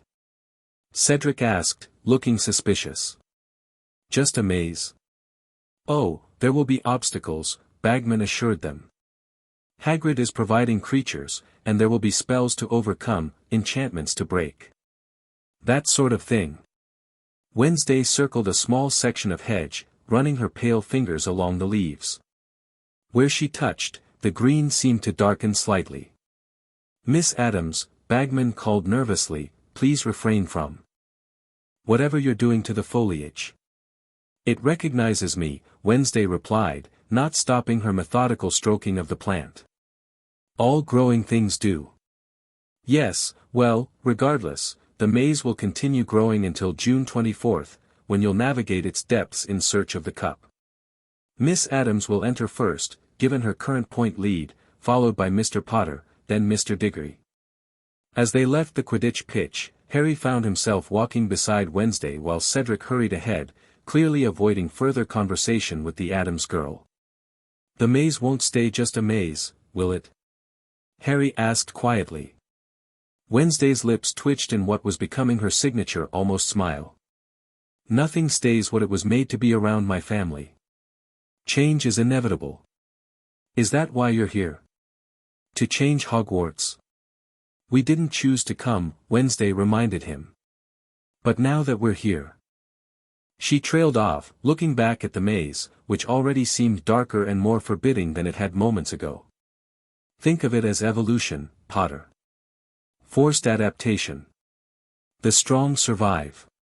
And the weak become fertilizer. She walked away, leaving Harry with a chill that had nothing to do with the evening air. As May arrived and the final task approached, the Addams family's influence on Hogwarts grew increasingly evident. The maze on the Quidditch pitch had developed a disturbing tendency to groan in the wind. Several students reported hearing whispers from the hedges when they walked past. Hagrid's creatures for the task had escaped twice already, requiring the combined efforts of the Care of Magical Creatures professor, Charlie Weasley, recalled from Romania, and Lurch to recapture them. The Addams mansion itself had expanded, developing a new tower and what appeared to be a moat filled with something too viscous to be water. The chimeric dragon had taken up permanent residence on its roof, occasionally flying lazy circuits around Hogwarts before returning to its perch. In what seemed like a last-ditch effort to maintain control, Dumbledore had called an emergency meeting of the Triwizard judges, champions, and the Addams family. They gathered in his office, which was notably crowded with the addition of Gomez, Morticia, Wednesday, Uncle Fester, Grandmama, Pugsley, Lurch, Cousin Itt, and Thing, who sat on Dumbledore's desk, occasionally shuffling papers when no one was looking. I've asked you all here to discuss the evolution of the tournament, Dumbledore began diplomatically. While we appreciate the Addams family's unique contribution to this year's event, certain concerns have been raised about the final task. Concerns? Gomez repeated, twirling his mustache. What concerns? Everything's been splendid. Dynamic. Life-threatening in all the best ways. That's precisely the concern, Mr. Addams, McGonagall interjected. The tournament is dangerous enough without additional influence. Morticia tilted her head, a gesture Wednesday had clearly inherited. You fear our presence is affecting the magic of the task. The maze is developing sentience, Dumbledore confirmed. It attacked Professor Sprout yesterday when she attempted to prune it. Splendid! Gomez exclaimed. A maze with fighting spirit. Just like the legendary labyrinth of despair my ancestor Dreadful Addams constructed in 1679. Took the village 3 decades to find all the missing tax collectors. Mr. Addams, please, Dumbledore sighed. We cannot allow the maze to actively hunt the champions. Why not? Wednesday asked, genuinely curious. Isn't that more interesting than a passive obstacle? Harry and Cedric exchanged alarmed glances. Because, Miss Addams, McGonagall explained with forced patience, the purpose of the tournament is to test magical skill, not survival against homicidal shrubbery. Grandmama cackled. Homicidal shrubbery is a time-honored tradition. My second husband was devoured by a particularly territorial rhododendron. Happiest plant I ever grew. Dumbledore held up a hand for silence. The point is this: we need assurances that the Addams family will not enhance the final task beyond its intended parameters. You want us to stop being ourselves, Morticia summarized, a note of disappointment in her voice. Not at all, Dumbledore assured her quickly. Merely to contain your influence until the tournament concludes. After which, he added with what might have been resignation, we can discuss a more permanent arrangement for your residence at Hogwarts. This concession seemed to please Gomez, who leapt to his feet. A compromise. Excellent. We Addamses have always been reasonable people. Just ask the last 7 lawyers who tried to evict us from our New York property. His expression darkened briefly. Actually, you can't ask them. But the point stands. So you'll help ensure the maze remains, just a maze? Dumbledore pressed. The Addams family exchanged looks. Even Thing and cousin ITT seemed to participate in this silent communication. We will not directly influence the maze, Morticia finally agreed, choosing her words with obvious care. Beyond what has already occurred. Dumbledore looked like he wanted to press for more concessions but recognized when to accept victory. Thank you, Mrs. Addams. That's all we ask.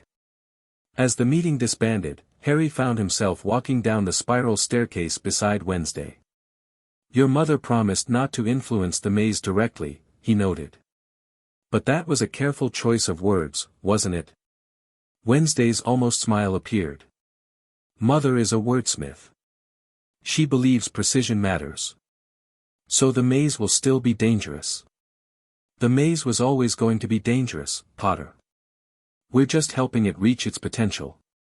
Harry sighed. Why do I feel like the final task is going to be nothing like what Bagman described?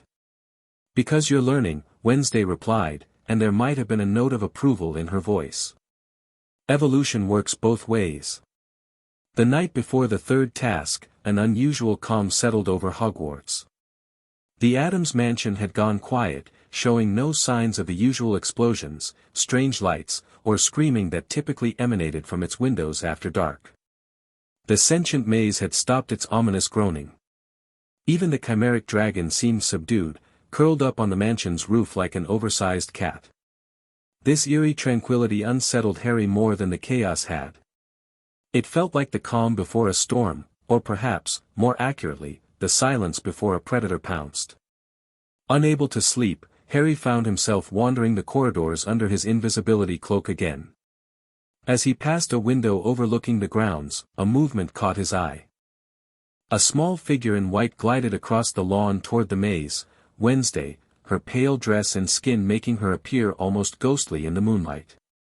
Without thinking, Harry hurried through the castle and out onto the grounds, keeping his distance as he followed her. Wednesday moved with purpose, not sneaking but not drawing attention either, until she reached the edge of the maze. There she paused, head tilted as if listening. The hedges seemed to rustle, though there was no wind. Wednesday placed one pale hand against the nearest hedge. I know what you want to become, she whispered, her voice carrying in the still night air. They're trying to limit you. Control you. The hedge trembled beneath her touch. But tomorrow, you'll have 3 souls in your depths, she continued. 3 magical signatures. 3 different energies to feed upon. Her hand stroked the leaves almost lovingly. No one can stop what you'll become then. Harry shivered beneath his cloak. Was she threatening to harm the champions? Warning the maze to be more dangerous? He couldn't tell if this was sabotage or something stranger. Wednesday's head suddenly turned in his direction, her dark eyes seeming to peer directly through his invisibility cloak. I know you're there, Potter. Harry hesitated, then pulled off the cloak. What are you doing to the maze? Nothing it doesn't want, she replied. I'm merely acknowledging its potential. For what? To kill us tomorrow? Death is such a limited outcome, Wednesday said, sounding almost disappointed in his conclusion. There are so many more interesting possibilities. Like what? Harry demanded, his patience wearing thin with her cryptic answers. Wednesday considered him for a long moment. Have you ever wondered why magical plants move, Potter? Why some have consciousness, desires, hunger? Not really, Harry admitted. They're vessels, she explained. Conduits for older magics. Magics that existed before wands and incantations and ministry regulations. She turned back to the hedge, which seemed to lean toward her like a plant seeking sunlight. This maze wants to be more than a temporary obstacle course. It wants permanence. Purpose. And you're helping it get that? Why? Because chaos is honest, Wednesday replied simply. And because watching Dumbledore's expression when he realizes what's happening will be satisfying. Harry couldn't help but laugh despite his unease. You know, in a weird way, I'm going to miss you and your family when this is all over. Who said it will be over? Wednesday's almost smile appeared. The Addams family doesn't leave impressions, Potter. We leave scars. With that disturbing statement, she turned and walked away, disappearing into the darkness before Harry could respond. The morning of the third task dawned bright and clear.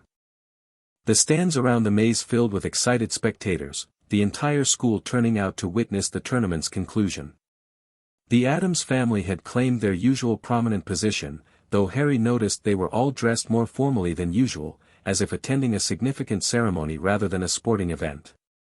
Gomez wore a vintage black suit with tails and a top hat. Morticia had chosen a gown that made her look like a Gothic queen, complete with a spiderweb tiara. Uncle Fester sported a formal cape over his usual attire.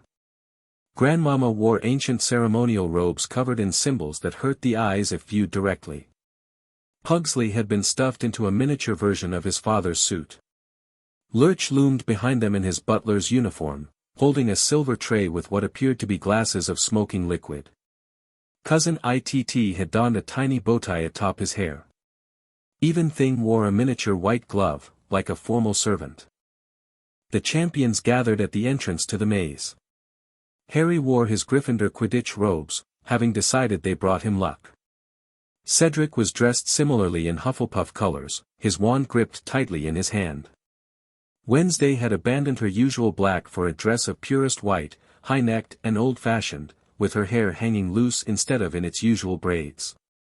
The overall effect was somehow more disturbing than her regular appearance.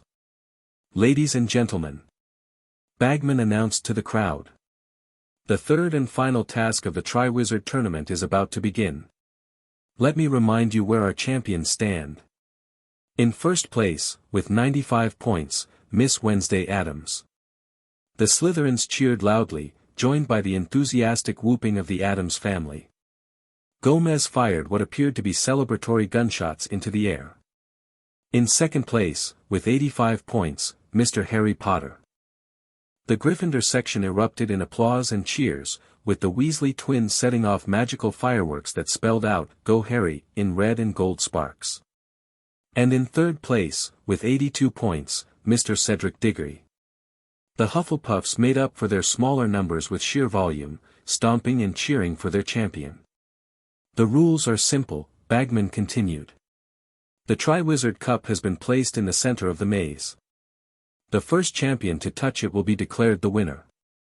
Miss Addams will enter first, followed by Mr. Potter 5 minutes later, then Mr. Diggory. Dumbledore approached the champions, his expression grave. Inside the maze, you'll face more than just wrong turns. If you get into difficulty and wish to be rescued, send red sparks into the air, and one of our patrolling staff will come to get you. Do you all understand? The champions nodded. Then on my whistle, Miss Addams, Dumbledore said, stepping back. The whistle blew, and Wednesday walked calmly into the maze without a backward glance. The hedges seemed to shiver as she passed between them, and Harry could have sworn they bent slightly inward, as if trying to touch her. 5 minutes later, the whistle blew again, and Harry entered the maze. The atmosphere changed immediately as he passed through the entrance. The air became thick, heavy with the scent of earth and something else, something old and green and hungry. The sounds of the crowd faded with unnatural quickness, leaving Harry in unsettling silence. "Lumos," he whispered, his wand tip illuminating the narrow path ahead. He moved cautiously, following his plan to keep turning right at every opportunity. The hedges loomed 20 feet high on either side, their shadows deeper than they should have been in the bright afternoon. Occasionally, he heard rustling from within the dense foliage, as if something was moving parallel to him, watching. After several minutes of walking, Harry reached his first obstacle, a boggart that transformed into a Dementor. "Ridiculous," he shouted, dispelling it easily. This seemed almost too simple, given Bagman's warnings about the difficulty of the task. The maze grew darker as he progressed deeper, though he could still see the blue sky overhead. The paths twisted and turned, occasionally shaking as if the entire structure was settling, or moving deliberately. Twice, Harry had to backtrack when paths ended in solid walls of hedge that he was certain hadn't been there moments before. He encountered a sphinx, answering its riddle correctly, and narrowly avoided a blast-ended scrut that had grown to the size of a small car. Still, nothing seemed as dangerous as he had feared after Wednesday's midnight conversation with the maze. Until the moment everything changed. Harry had just rounded a corner when he heard Cedric's voice, raised in alarm. "What's happening?" "The path, it's closing." Running toward the sound, Harry found Cedric backing away from what had once been an open path but was now rapidly filling with writhing hedge branches. "Diggory!" Harry called. "This way!" Cedric turned, relief washing over his face as he sprinted to Harry's side. "The whole maze is moving," he gasped. "Not just closing paths, actually moving. Rearranging itself." As if to confirm his words, the ground beneath them trembled. The hedge wall to their left began to bend, curving inward like a wave about to break. Both champions backed away, wands raised defensively. "It's her," Cedric said grimly. "Wednesday. She's done something to the maze." "I don't think she's controlling it," Harry replied, remembering her words from the night before. "I think she's just awakened it." The trembling intensified. The path before them split into three, where before there had been only one route. From somewhere deep in the maze came a sound like laughter, not human laughter, but the rustling of thousands of leaves shaking with mirth. "We need to get to the cup," Harry decided. "Before this gets worse." Cedric nodded in agreement. "Together?" "It's still a Hogwarts victory either way." "Together," Harry confirmed, oddly touched by Cedric's offer. They chose the middle path and hurried forward, now working cooperatively instead of as competitors. The maze seemed to respond to this alliance, alternately helping and hindering them, widening paths one moment, then sending roots to trip them the next, as if testing their determination. "Point me," Harry whispered to his wand, which spun to indicate north. "The cup should be in the center, this way." They turned down a promising path, only to find Wednesday standing at a crossroads ahead, her white dress unmarked despite the increasingly muddy ground of the maze. She appeared to be in conversation with the hedge beside her, one hand pressed against its leaves, which curled around her fingers like a cat seeking affection. "Addams!" Cedric called, raising his wand cautiously. "What have you done to the maze?" Wednesday turned to them, her expression serene. "I haven't done anything. I merely reminded it of its potential." "Its potential to kill us?" Cedric demanded. "Its potential to transcend," she corrected. "This was never just a maze, Diggory. It was created from magical plants taken from the Forbidden Forest, from the Black Lake shores, from the edges of the Addams property. It has heritage." As she spoke, the ground trembled more violently. The hedges around them began to groan, not with the sound of plants swaying in wind, but with voices, hundreds of whispered voices speaking just below the threshold of comprehension. "It's waking up," Wednesday continued, something like pride in her voice. "Becoming what it was always meant to be." "And what's that?" Harry asked, though he wasn't sure he wanted the answer. "A labyrinth," Wednesday replied simply. "A true labyrinth. Not a test or a game, but a living entity with purpose. With hunger. The maze shuddered again, and the very quality of the light seemed to change. The blue sky overhead darkened to twilight, though Harry knew it couldn't be later than mid-afternoon.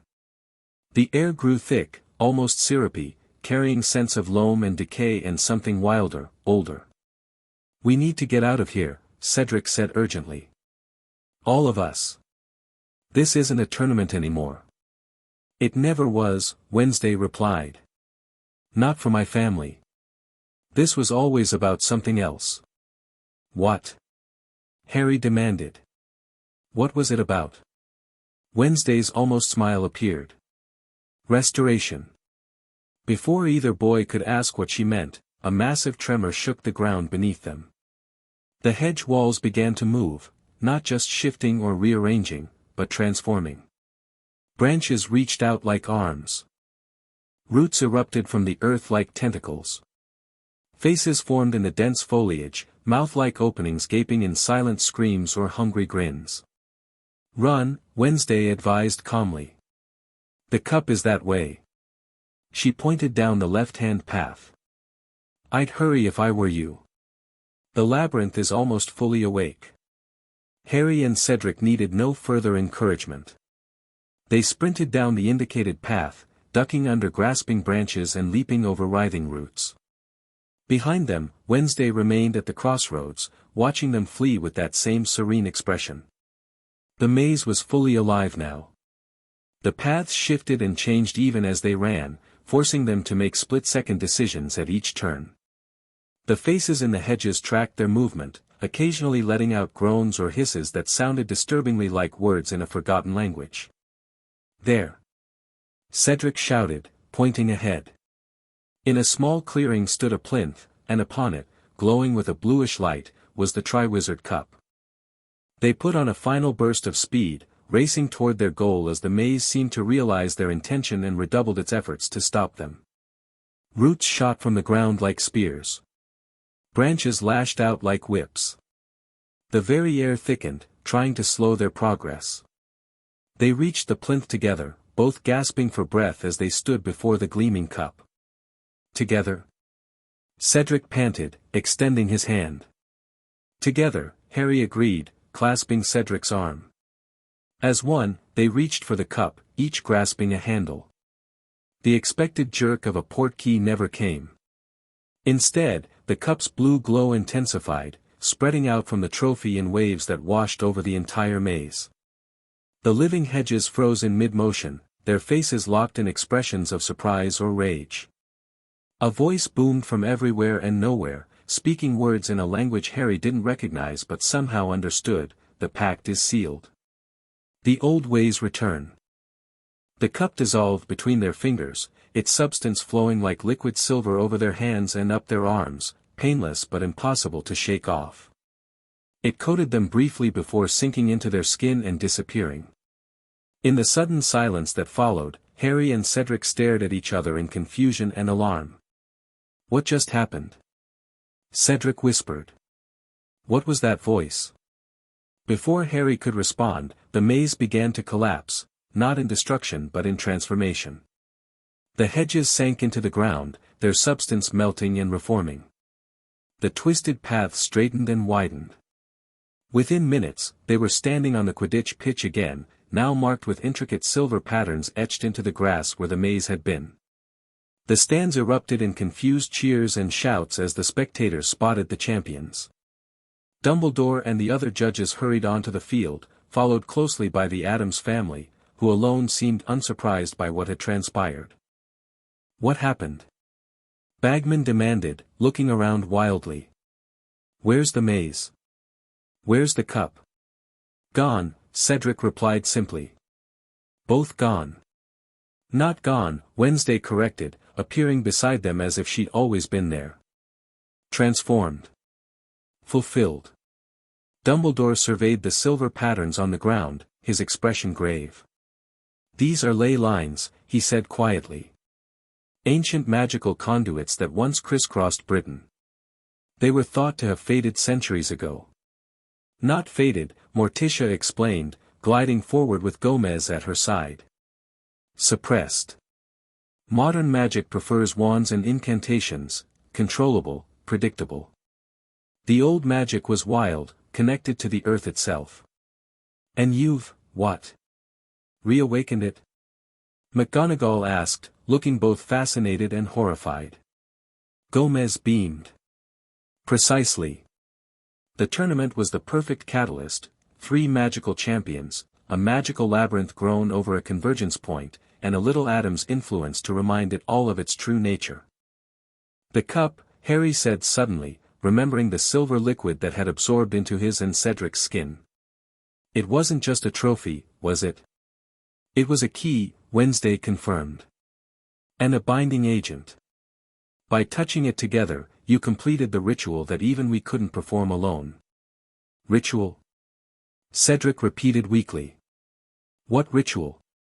The restoration, Grandmama cackled, hobbling forward. The old magic returning to Britain, flowing through the ley lines again after centuries of dormancy. You tricked us, Cedric accused, anger finally breaking through his shock.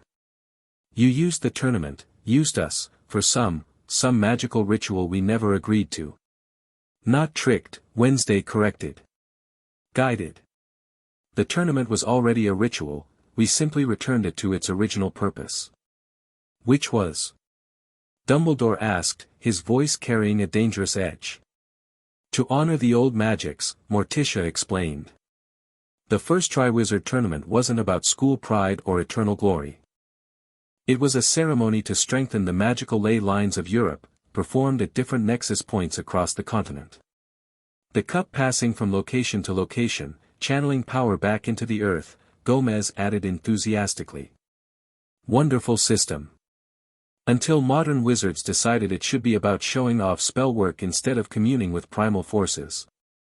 Harry looked down at his hands, which still tingled slightly where the cup had been absorbed. So what happens now? To me and Cedric. To Hogwarts. Now, Wednesday said, her almost smile growing into a real one for the first time since her arrival, magic becomes more interesting. As if responding to her words, the silver lines on the ground pulsed with light. Throughout the Hogwarts grounds, answering glows appeared, the black lake rippled with luminescence, the forbidden forest hummed with renewed energy, the whomping willow stretched its branches and grew several feet taller in seconds. The Addams mansion, visible in the distance, seemed to shudder with pleasure, its windows glowing with the same silver light. The chimeric dragon on its roof spread all 5 heads to the sky and roared in unison. You see. Gomez gestured broadly. Restoration. Revitalization. The return of magic as it was meant to be, wild, unpredictable, alive. This is unprecedented, Dumbledore murmured, watching as the silver light spread through Hogwarts castle itself, illuminating windows and towers. The implications for magical theory, for practice. For control, Snape added shrewdly, eyeing the Addams family. This was your plan all along. Not to win a tournament, but to fundamentally alter how magic works in Britain. We Addamses have always played the long game, Morticia confirmed with elegant grace. Our family has guarded the old ways for centuries, waiting for the perfect opportunity to restore them. And what about the tournament? Bagman interrupted, looking completely lost. Who won? Where's the cup? I believe, Dumbledore said slowly, that in light of these extraordinary circumstances, we must declare a tie between all remaining champions. As for the cup. He glanced at Harry and Cedric's hands. It appears to have served its true purpose. The crowd in the stands had fallen into confused murmuring, trying to understand what they had just witnessed. Many were pointing at the silver patterns on the ground, which continued to pulse rhythmically, sending waves of energy outward. You should be thanking us, Wednesday told Dumbledore quietly. Hogwarts was built on a major nexus of ley lines. It's why the castle has always been semi-sentient, why the staircases move, why the room of requirement exists. But as the old magic faded, so did many of the castle's unique properties. And now? McGonagall asked. Now Hogwarts remembers what it was meant to be, Wednesday replied. The most magical place in Britain.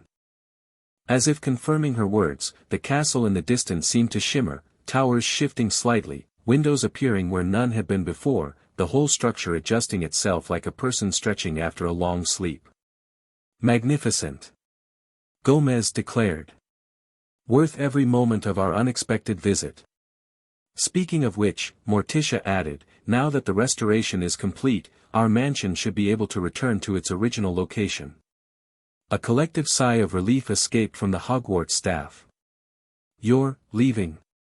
Dumbledore confirmed, trying not to sound too eager. Naturally, Morticia smiled. Our work here is done. Though we may visit occasionally. The ley lines will need maintenance. Harry found himself experiencing an unexpected pang of regret. For all their strangeness, all the chaos they had caused, there had been something exhilarating about having the Addams family at Hogwarts. Before you go, he said, stepping forward, I want to thank you. In a weird way, you made this the most interesting year yet. Wednesday turned her dark eyes on him. You have the old magic in you now, Potter. A piece of the cup. It will manifest in interesting ways. Is that a good thing or a bad thing? He asked. Yes, she replied cryptically. The Addams family began to make their way back toward their mansion, which was now glowing so brightly with silver light it was difficult to look at directly. Students and staff alike lined up to watch them go, many waving farewell with a mixture of relief and reluctant fondness. Gomez paused at the edge of the pitch, turning back to address the crowd. Remember, everyone. Life is a hideous thing, and from the light of day we come into the darkness of the grave. Embrace the shadows. Dance with danger. And never, ever be normal. With that peculiar farewell, the Addamses continued their procession across the grounds. By the time they reached their mansion, the silver light had grown blindingly bright. A sound like thunder rolled across Hogwarts, and when the light finally faded, the Victorian house, its swamp, its graveyard, and its chimeric dragon were gone, leaving only a perfect circle of dead grass to mark where they had stood. But the silver lines remained, pulsing through Hogwarts grounds, connecting the castle to the forest to the lake in a web of ancient power. And as Harry stood with Cedric, watching the pattern spread and deepen, he could have sworn he heard Wednesday's voice on the wind, we leave scars, Potter. Beautiful, magnificent scars. Chapter 3, The final challenge. Silver lines crisscrossed the Hogwarts grounds like luminous veins, pulsing with energy that hadn't flowed freely in centuries. Harry traced the faint matching lines on his palm where the Triwizard cup had dissolved into his skin. 2 weeks had passed since the Addams family's dramatic departure, but their impact remained, literally etched into the fabric of the castle and its surroundings. Try it again, Hermione urged, watching as Harry pointed his wand at the feather on the library table before them. Wingardium Leviosa, Harry said, performing the swish and flick they'd learned in first year. The feather shot to the ceiling with such force it embedded itself in the ancient wood. Several studying fifth years glared in their direction. Sorry. Harry called, then lowered his voice. See what I mean? Everything's amplified. I barely need to think the spells anymore. Ron poked at the feather stuck in the ceiling with a mixture of awe and envy. Wicked. Cedric having the same problem? Yeah, but he's handling it better. Apparently, Hufflepuff Common Room is built directly over a major ley line junction. Their furniture kept rearranging itself until Cedric figured out how to stabilize the energy flow. The founders must have known about these magical currents, Hermione mused, running her fingers along a book about Hogwarts architecture that now contained moving illustrations where previously there had been only static drawings. The castle was positioned to harness them. I wonder why the knowledge was lost. Wednesday said something about modern wizards preferring control over power, Harry recalled. Wands and specific incantations instead of wild, unpredictable magic. Well, it's plenty wild now, Ron said, nodding toward the window. Outside, the whomping willow had doubled in size and sprouted what appeared to be poisonous-looking purple flowers that occasionally shot pollen at passing birds, freezing them mid-flight. McGonagall spent 3 hours yesterday untransfiguring students who accidentally turned themselves into hybrid animal forms. Neville sneezed during class and suddenly had antlers. Hermione closed her book with a snap. The professors are doing their best to adjust the curriculum, but even they don't fully understand what's happening. Professor Flitwick told me charms that haven't worked since Merlin's time are suddenly possible again. What about Snape? Harry asked. Ron grinned. Fred and George say he's actually smiling sometimes. Apparently, potions that used to take months can now brew in minutes with the right connection to the ley lines. He's been locked in his dungeon for days, only emerging for meals looking like Christmas came early. The library doors burst open, and Cedric Diggory strode in looking harried. His normally perfect hair stood on end, and faint silver lines glowed beneath his skin when he moved too quickly, a side effect both he and Harry had developed since touching the cup. Potter, he called, ignoring Madame Pance's disapproving glare. We've got a situation. Harry stood immediately. What now? Please don't tell me the giant squid started walking on land again. Worse. Dumbledore needs us at the edge of the Forbidden Forest. That spot where the Addams mansion used to be. Something's growing there.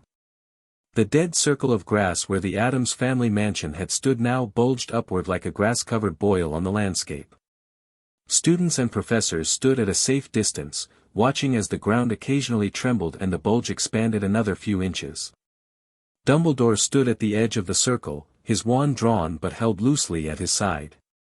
The headmaster looked both wearier and more energized than Harry had ever seen him, as if the restored magic had simultaneously aged and rejuvenated him. "Ah, Mr. Potter, Mr. Diggory," Dumbledore greeted them. "Thank you for coming so promptly." "What is it, Professor?" Harry asked, eyeing the bulging ground warily. "I was rather hoping you might tell me," Dumbledore replied.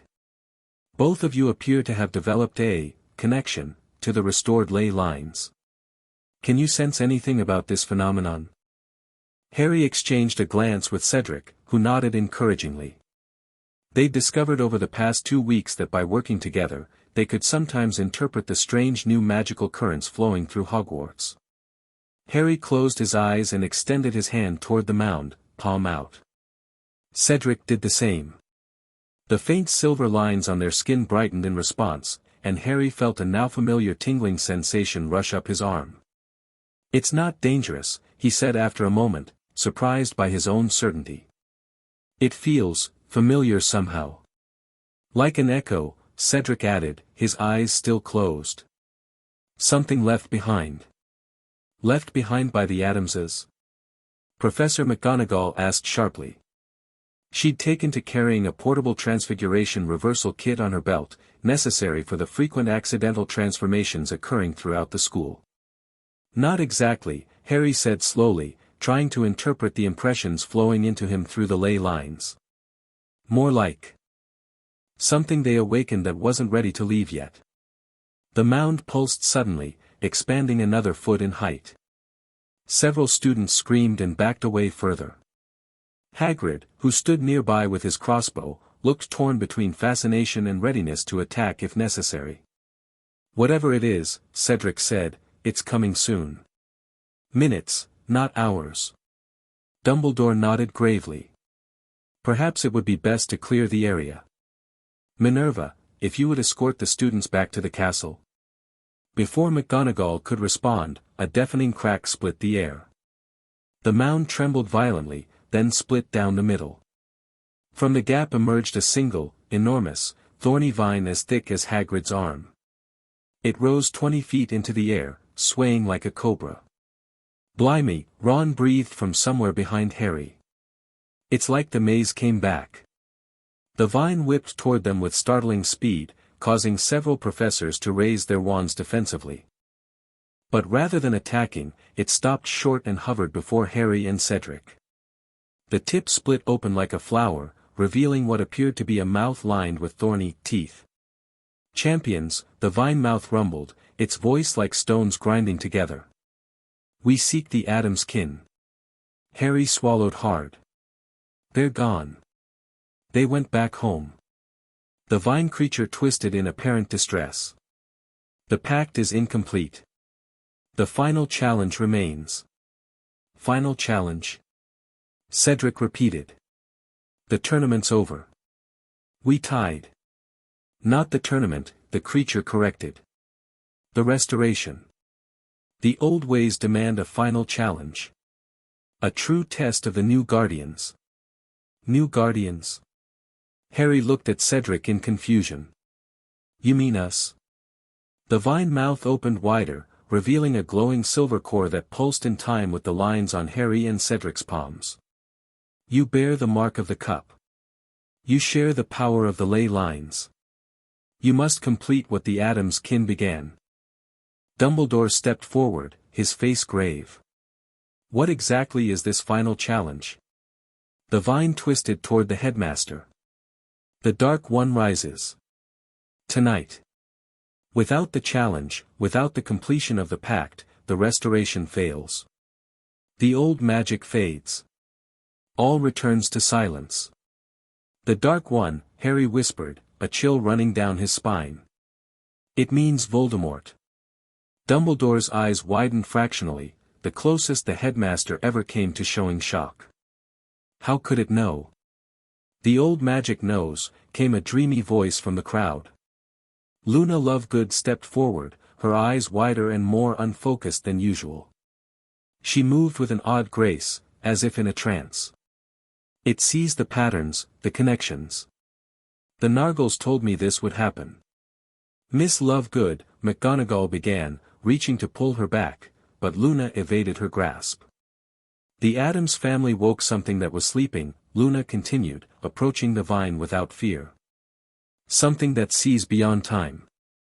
It knows what's coming. What was always coming. She turned to Harry and Cedric. You need to go where the bone meets the blood and the servant. You need to prevent the Dark One from twisting the new magic. The vine creature bobbed in apparent agreement. The Moonchild speaks truth. The pathway opens at moonrise. The champions must follow. Succeed, and the restoration flourishes. Fail, and all returns to dust. With another deafening crack, the vine retreated into the mound, which collapsed in on itself, leaving only a perfectly circular depression ringed with silver-veined flowers no one had ever seen before. Luna blinked several times, then looked around as if surprised to find herself standing there. Oh, hello everyone. Did the talking plant finish its message? This is madness, McGonagall insisted later in Dumbledore's office. We cannot send 2 students to confront you-know-who based on the ravings of a sentient garden pest. The emergency meeting included the heads of houses, Moody, Harry, Cedric, and for reasons Harry couldn't fathom, Luna Lovegood, who sat calmly inspecting a silver-veined flower she'd collected from the depression left by the vine creature. I quite agree, Minerva, Dumbledore said gravely. Under normal circumstances. What exactly is abnormal about these circumstances? Snape drawled, though without his usual sneer. The restored magic had improved even his temperament somewhat. Besides everything, that is. The timing, Dumbledore replied. I have suspected for some time that Voldemort was planning to return to corporeal form. The signs have been there, Harry's scar paining him, the disappearance of Bertha Jorkins, the events at the Quidditch World Cup. And now this, vine, confirms it? Sprout asked skeptically. Albus, plants are my specialty, and I've never encountered a talking one, restoration of ancient magic or not. The labyrinth transformed, Cedric pointed out. Remember what Wednesday said? About it becoming what it was always meant to be. What if that thing is what's left of the maze's consciousness? The boy may be right, Moody growled, his magical eye spinning wildly. Constant vigilance. If there's even a chance the Dark Lord is attempting to return tonight, we must take action. Harry studied Moody carefully. Something about the defense professor had been bothering him for weeks, ever since the Addams family arrived. The way Moody's eye had malfunctioned after trying to see inside their mansion. His increasing agitation as the tournament progressed. The way he jumped at shadows that weren't there. "Professor," Harry said suddenly, "what did you see? When you looked into the Addams house with your magical eye?" Moody's normal eye widened. "What's that got to do with anything, Potter? I'm just curious. Everyone said you were really disturbed afterward." "Focus, Potter," Moody snapped. "We're discussing you-know-who, not those freaks." "They weren't freaks," Luna corrected mildly. "They were old magic, like the vine. They saw things too. Things that are hidden." Her protuberant eyes fixed on Moody. "Things that pretend to be other things." Moody shifted uncomfortably. "Girls talking nonsense. Is she?" Dumbledore asked quietly, his own gaze now fixed on Moody.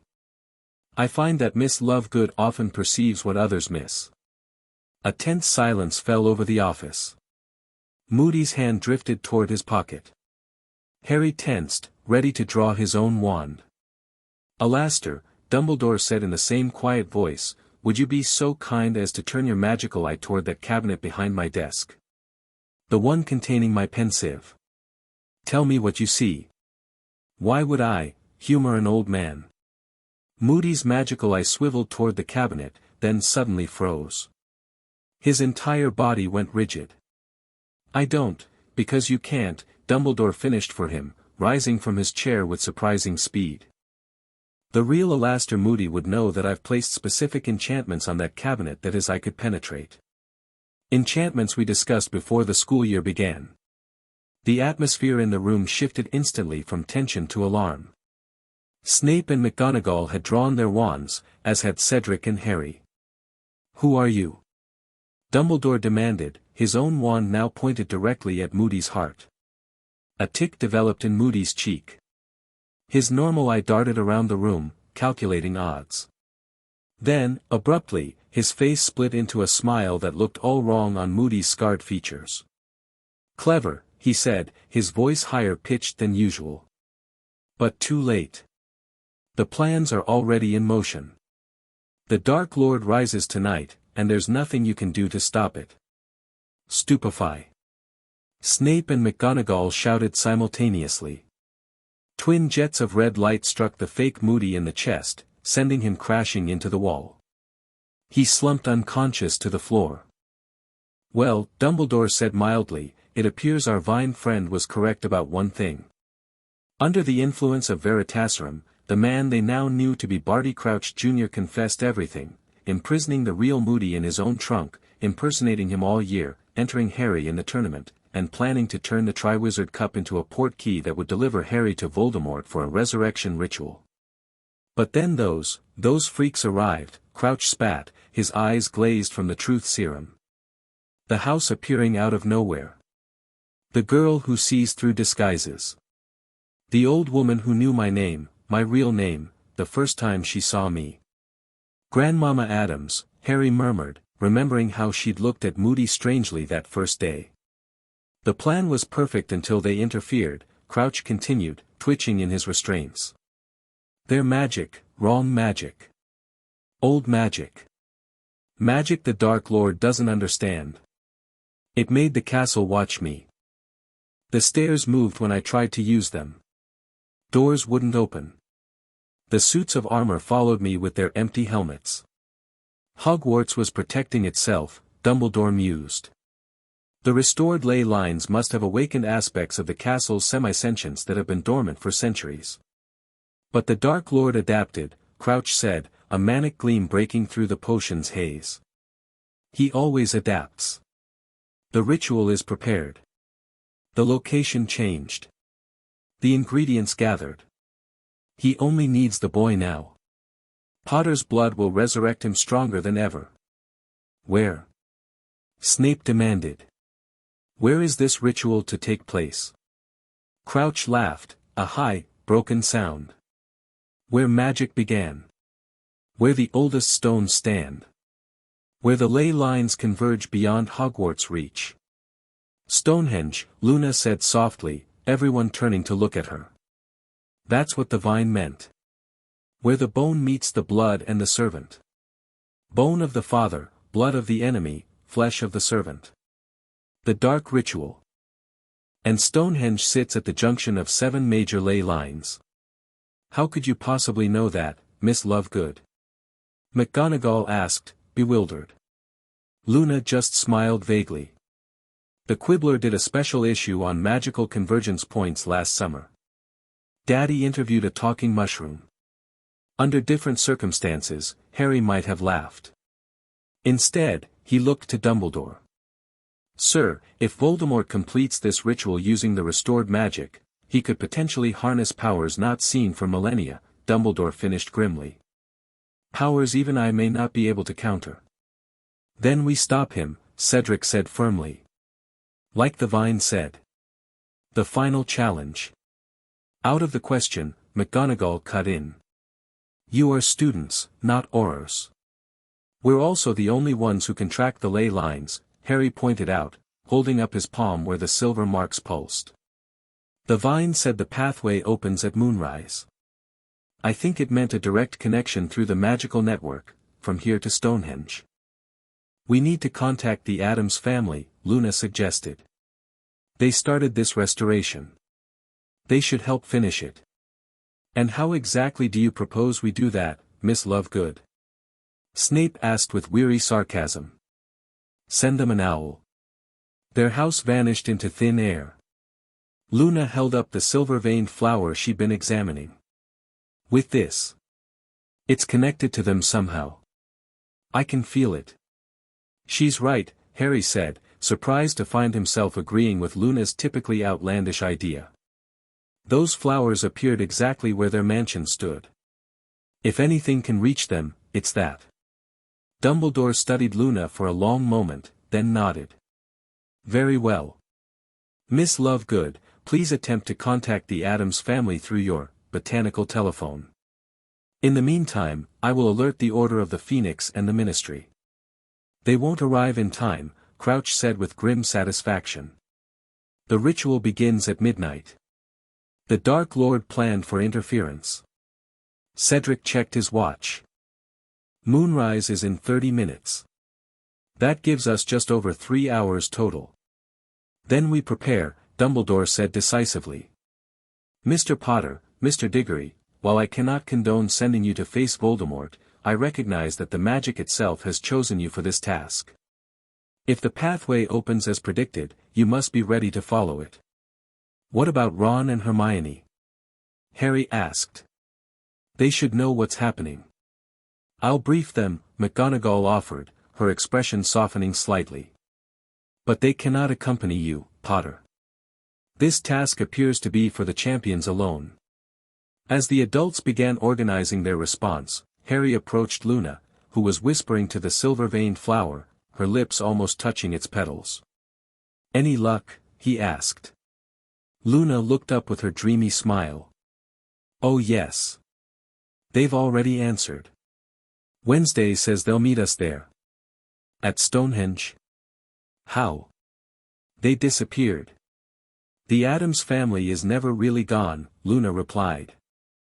They just stepped sideways for a while. She held out the flower. Here. It wants to go with you.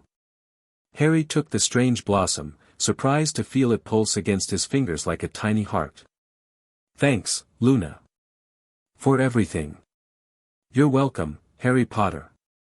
Her eyes focused on him with unusual clarity. You know, you'd make a good Addams. Coming from anyone else, Harry might have taken it as an insult. From Luna, it felt oddly like a compliment. Moonrise came with a silent explosion of silver light across the Hogwarts grounds. The ley lines, previously visible only as faint traceries on the land, blazed like rivers of molten metal. At the spot where the Addams mansion had stood, the circular depression filled with light so bright it hurt to look at directly. Harry and Cedric stood at its edge, wands ready, dressed for battle in dragon-hide vests hastily provided by Charlie Weasley, who'd been summoned from Hogsmeade. Dumbledore, McGonagall, Snape, and Sprout formed a perimeter around them, while Flitwick worked on restraining the still raving Barty Crouch Jr. Remember, Dumbledore instructed, your goal is observation only. Locate the ritual site, then return through the pathway to report. The Order members will be mobilizing to Stonehenge, but they need to know exactly where within the complex Voldemort has established his ritual. And if we can't get back? Cedric asked, voicing the question Harry had been avoiding. Dumbledore's eyes dimmed slightly. Then defend yourselves as best you can until help arrives. The pathway should remain open until the moon sets. Harry fingered the silver-veined flower tucked into his vest pocket. It continued to pulse with warmth against his chest, like a tiny beacon. Luna had insisted it would help them find the Addams family once they reached Stonehenge. It's time, Snape announced, checking his pocket watch. The light in the depression swirled faster, forming what appeared to be a whirlpool of silver energy. From its center rose a ghostly archway, its boundaries shimmering and uncertain, but through it, Harry could see not the forbidden forest that should have been visible on the other side, but a nighttime landscape of rolling hills and distant, massive standing stones. Stonehenge, he whispered. Good luck, my boys, Dumbledore said solemnly. May the restored magic protect you where we cannot. Harry and Cedric exchanged one final glance, nodded to each other, and stepped together into the archway. The sensation was nothing like Floo powder, port keys, or apparition. It felt more like stepping through a waterfall of warm light, a momentary embrace of pure magic that tingled pleasantly along Harry's skin. Then his feet touched grass again, but not the grass of Hogwarts. They stood on a hillside overlooking Stonehenge. The ancient monument glowed with the same silver light that had filled the ley lines at Hogwarts, each massive stone outlined as if drawn with luminous ink against the night sky. But there was something wrong with the pattern, an irregularity in the flow of light, a darkness at the center of the stone circle that seemed to consume the silver radiance. There, Cedric whispered, pointing. That's where the ritual must be happening. Harry nodded, his throat too dry for words. Even from this distance, he could feel the wrongness emanating from that dark center, like the magic itself was being twisted, corrupted. We should get closer, he finally managed. Get a better look before heading back. They made their way down the hillside, keeping low and moving from shadow to shadow. The area around Stonehenge should have been protected by muggle-repelling charms on a normal day, but tonight Harry could feel much stronger magic saturating the air, wards against detection, against interference, against escape. Voldemort's been planning this for months, Harry murmured as they crouched behind a gorse bush about 50 meters from the outer ring of stones. Look at those wards. No wonder he changed the location from the original plan, he's using the ley line convergence to power his protections. Through gaps in the massive stones, they could now see figures moving in the central circle. A large cauldron bubbled over a purple flame, emitting sickly green smoke. Hooded Death Eaters stood in formation around it, their wands raised, chanting in a language that made Harry's ears hurt. And beside the cauldron, Wormtail, Harry hissed, recognizing the stooped figure of Peter Pettigrew. Who? Cedric asked. Peter Pettigrew. He betrayed my parents to Voldemort. He's supposed to be dead, but he's been helping Voldemort return. Harry's scar prickled uncomfortably, a warning of worse pain to come. We need to get back to Hogwarts, tell Dumbledore exactly what we've seen. They began to retreat, but had taken only a few steps when a cold, high voice cut through the night air. It appears we have guests, Wormtail. How fortunate that Potter has saved us the trouble of collecting him. Harry and Cedric froze, then spun around. The hooded figures had stopped chanting, all now facing in their direction. The wards, Harry realized too late, hadn't just been to keep people out, they'd been detection wards as well. Run! Harry shouted, grabbing Cedric's arm. They sprinted back toward the hillside where the pathway had deposited them, but a wall of sickly purple fire erupted from the ground, cutting off their escape. I think not, came that same cold voice. The guest of honor cannot leave before the main event. Harry and Cedric stood back to back, wands out, as Death Eaters surrounded them. Wormtail approached, dragging what appeared to be a bundle of robes in his arms. Harry's scar exploded with pain, and he knew with sickening certainty that bundle contained. "Take the spare," the high voice commanded from within the bundle. "We need only Potter." Before either boy could react, green light flashed from a Death Eater's wand, heading straight for Cedric. Harry shouted a warning, but there was no time for Cedric to dodge. The killing curse struck, not Cedric, but the silver-veined flower that had somehow leapt from Harry's pocket and expanded into a shimmering shield between Cedric and certain death.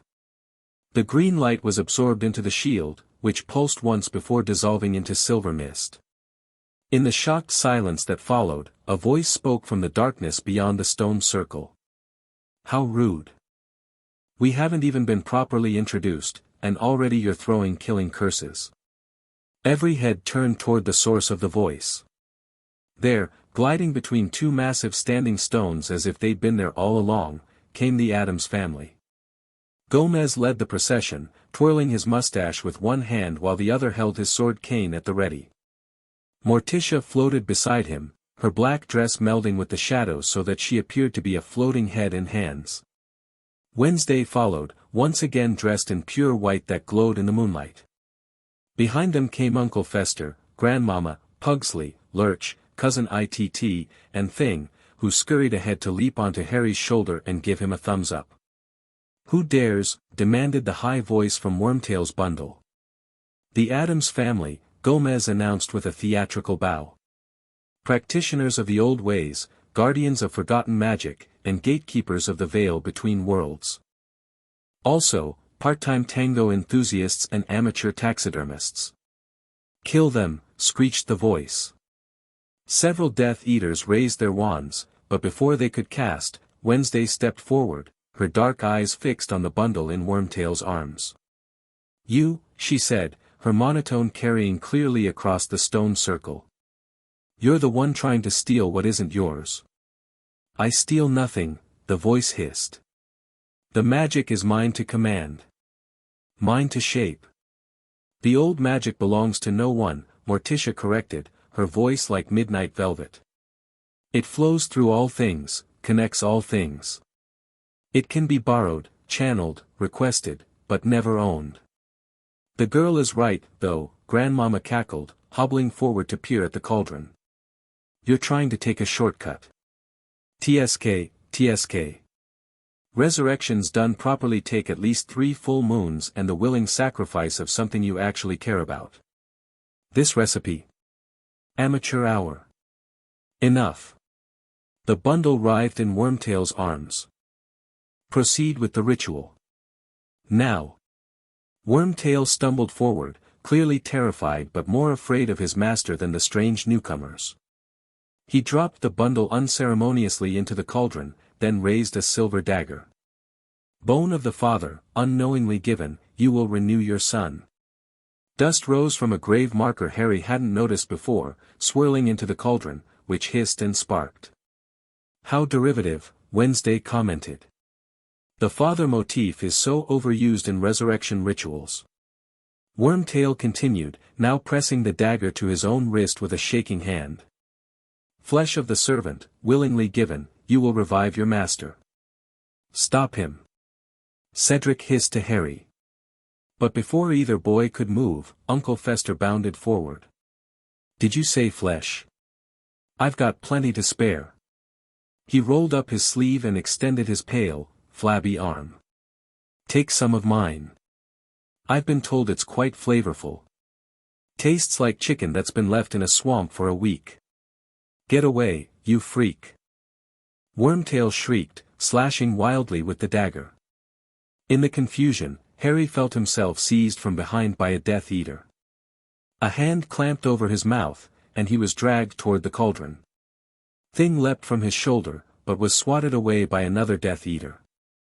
"Blood of the enemy, forcibly taken, you will resurrect your foe." Wormtail chanted, approaching Harry with the dagger.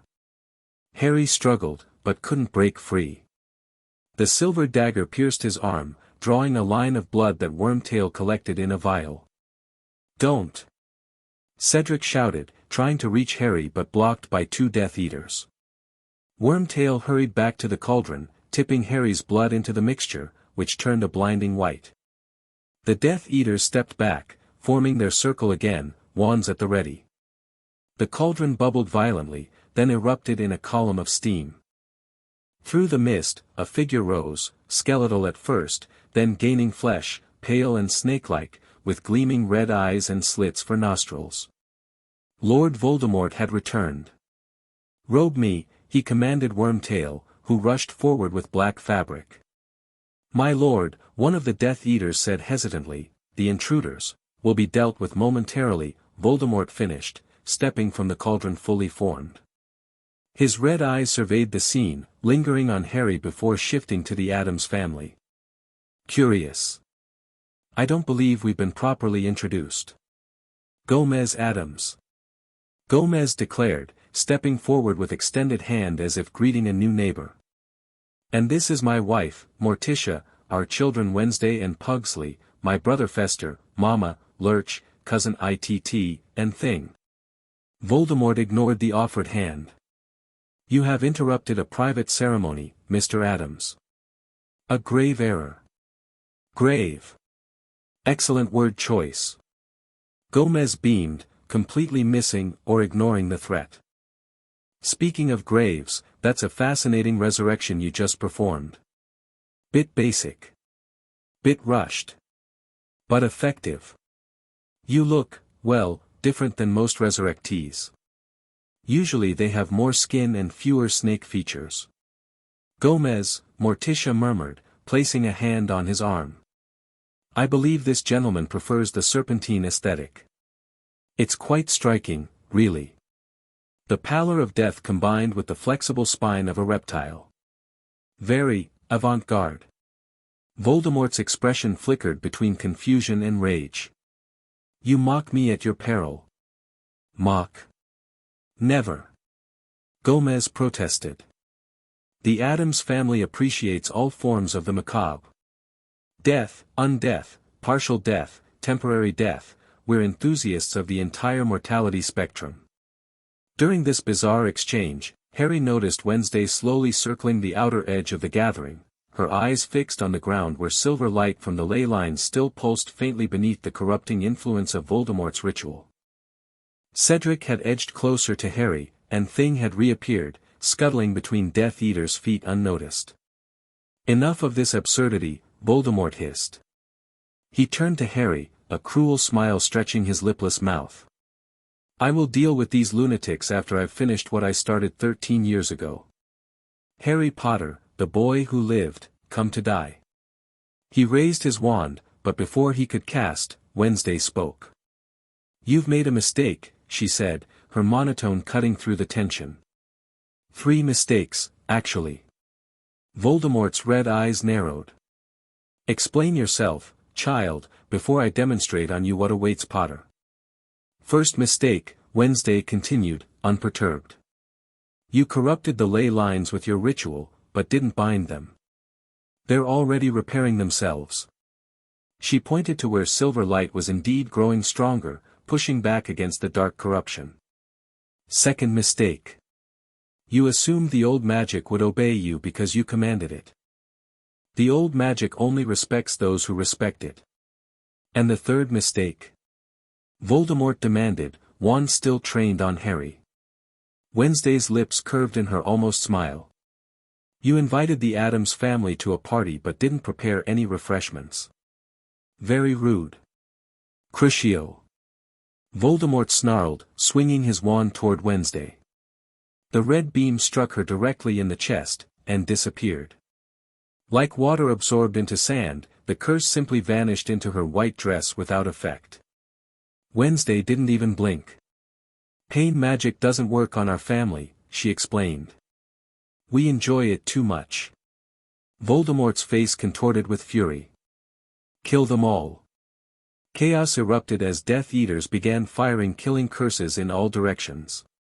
The Addams family scattered, but not in panic, more like actors taking their positions for a well-rehearsed performance. Gomez drew his sword from his cane and began deflecting spells with the blade, which glowed silver where it contacted magic. En garde. Marvelous party. Much better than that dreadful Yule Ball. Morticia glided between curses as if dancing, her dress extending tendrils that wrapped around Death Eater's ankles, tripping them. Crude spellwork, she commented to one fallen masked figure. You should try channeling your hatred through your solar plexus rather than your wand arm. Much more effective. Pugsley and Uncle Fester had produced explosives from nowhere, lobbing them into the confusion with gleeful abandon. Green and red spellfire mixed with orange explosions and clouds of smoke that smelled oddly like butterscotch. Grandmama withdrew small vials from her pockets, tossing them seemingly at random. Where they broke, bizarre effects followed. One Death Eater suddenly sprouted peacock feathers, another found his mask had fused to his face, a third began tap dancing uncontrollably. Lurch simply stood in place, absorbing killing curses like a sponge. Each green beam that struck him caused him to groan slightly, but otherwise had no effect. After the sixth direct hit, he actually smiled. Cousin Itt darted between the standing stones, his hair whipping around to tangle Death Eater's wands and mask their vision.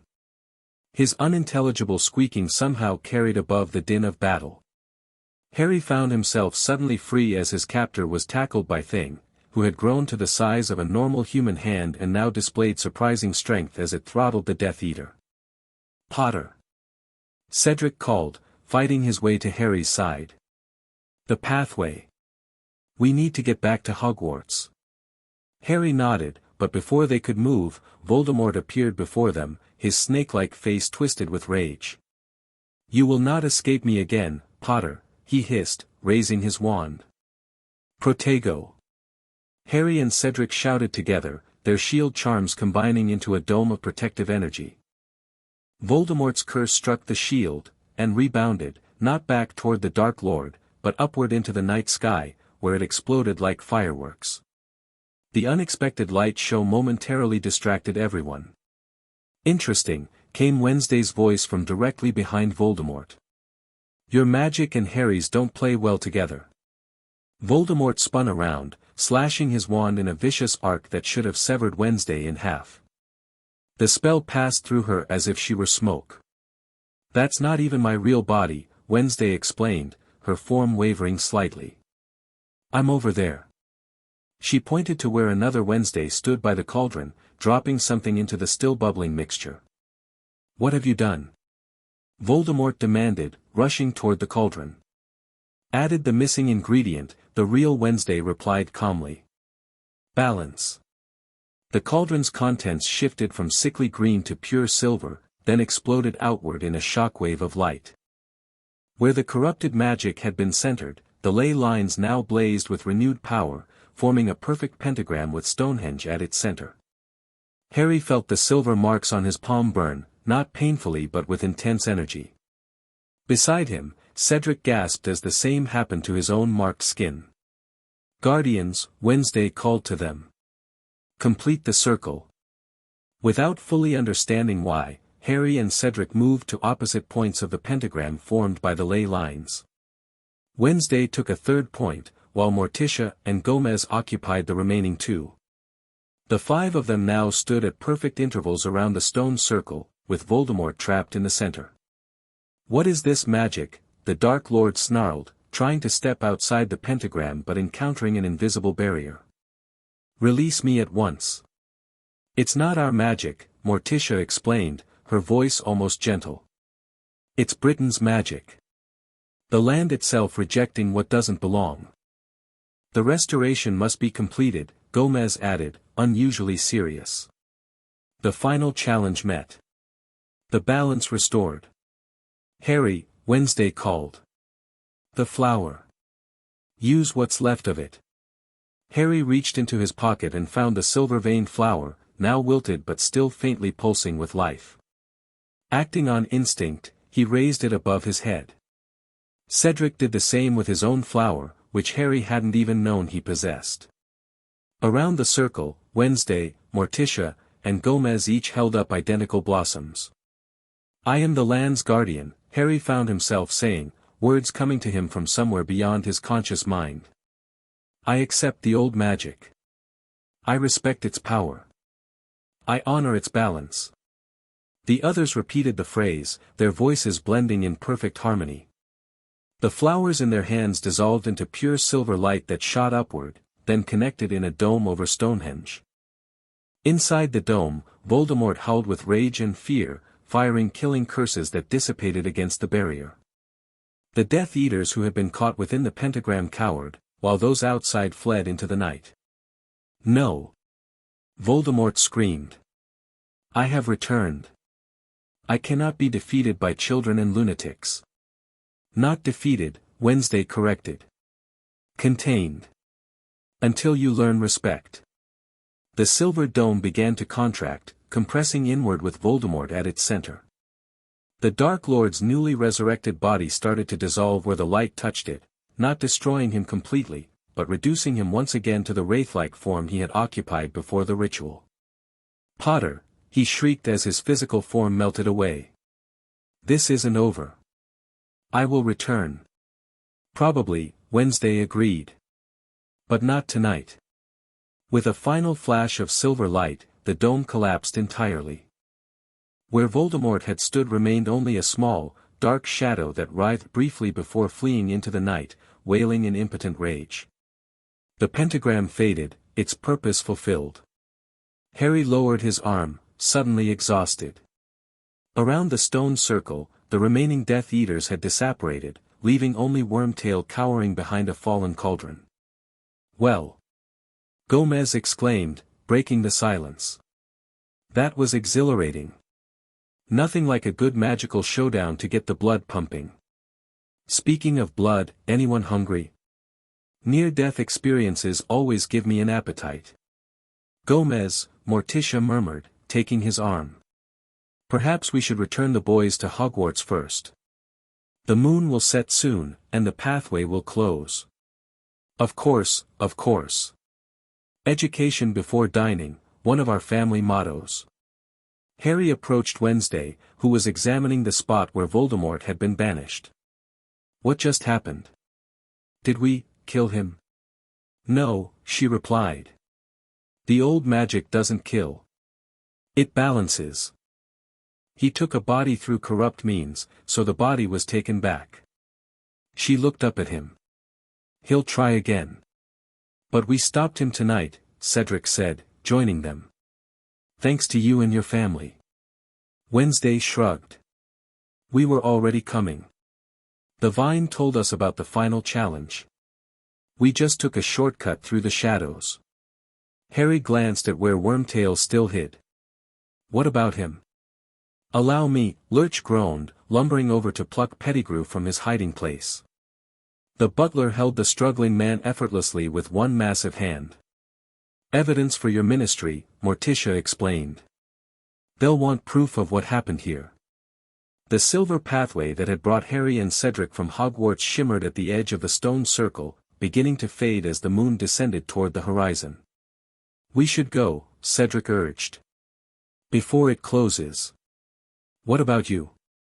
Harry asked the Addams family. Are you coming back to Hogwarts? Our work there is done, Morticia said with a gentle smile. The restoration is complete. The ley lines flow freely again. Magic returns to its true nature.